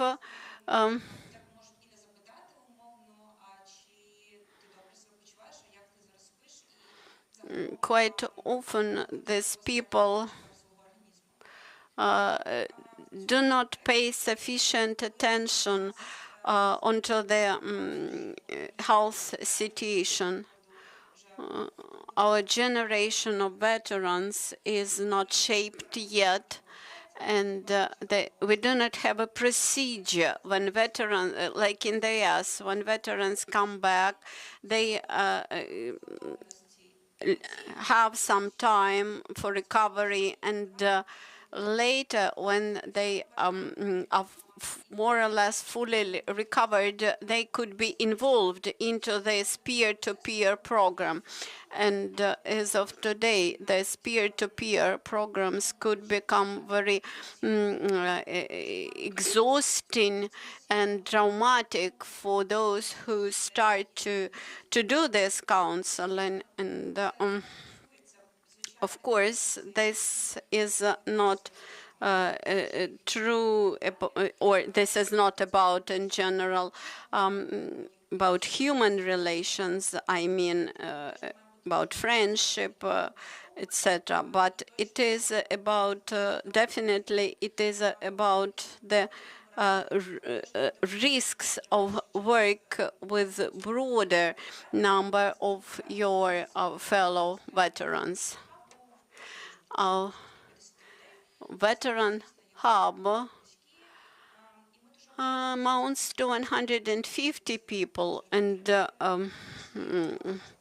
when we fill in the vacancy support manager, we apply very strict requirements, especially as to the veterans. So the answer to your question is yes, generally consideration of the experience of fellow veterans may be important, but some people may wish to forget. We have quite different stories, and the only message, we should become a mature society and be aware that we cannot put responsibility fully on the veterans. Thank you. Thank you for your participation. Thank you for sharing your thoughts. Dear participants, we are almost at the wrap-up stage of our today's event. I would kindly ask you to take your smartphones and to answer the questions of the Rust polling. How should we be prepared to work with vulnerable groups? And you have here several options, and you may choose one of them.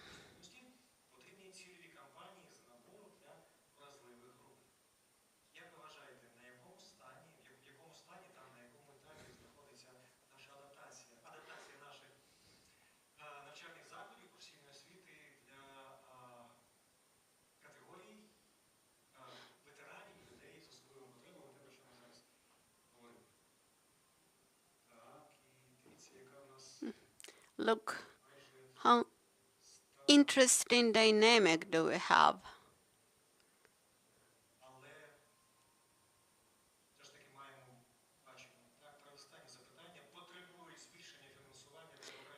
Require increased funding for increasing accessibility. Also, functional renewal is very popular. Thank you.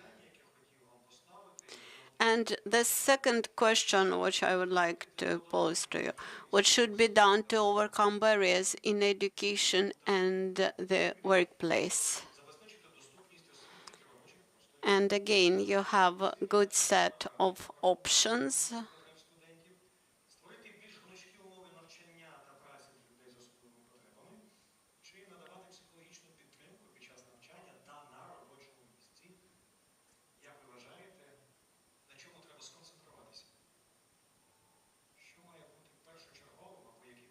Choose one of the options and choose one of the priorities.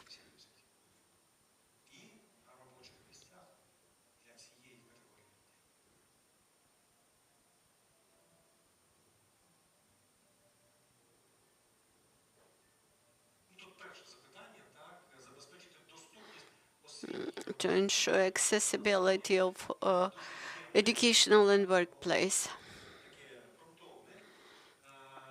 It is overarching requirement or priority. Actually, it answers all the questions.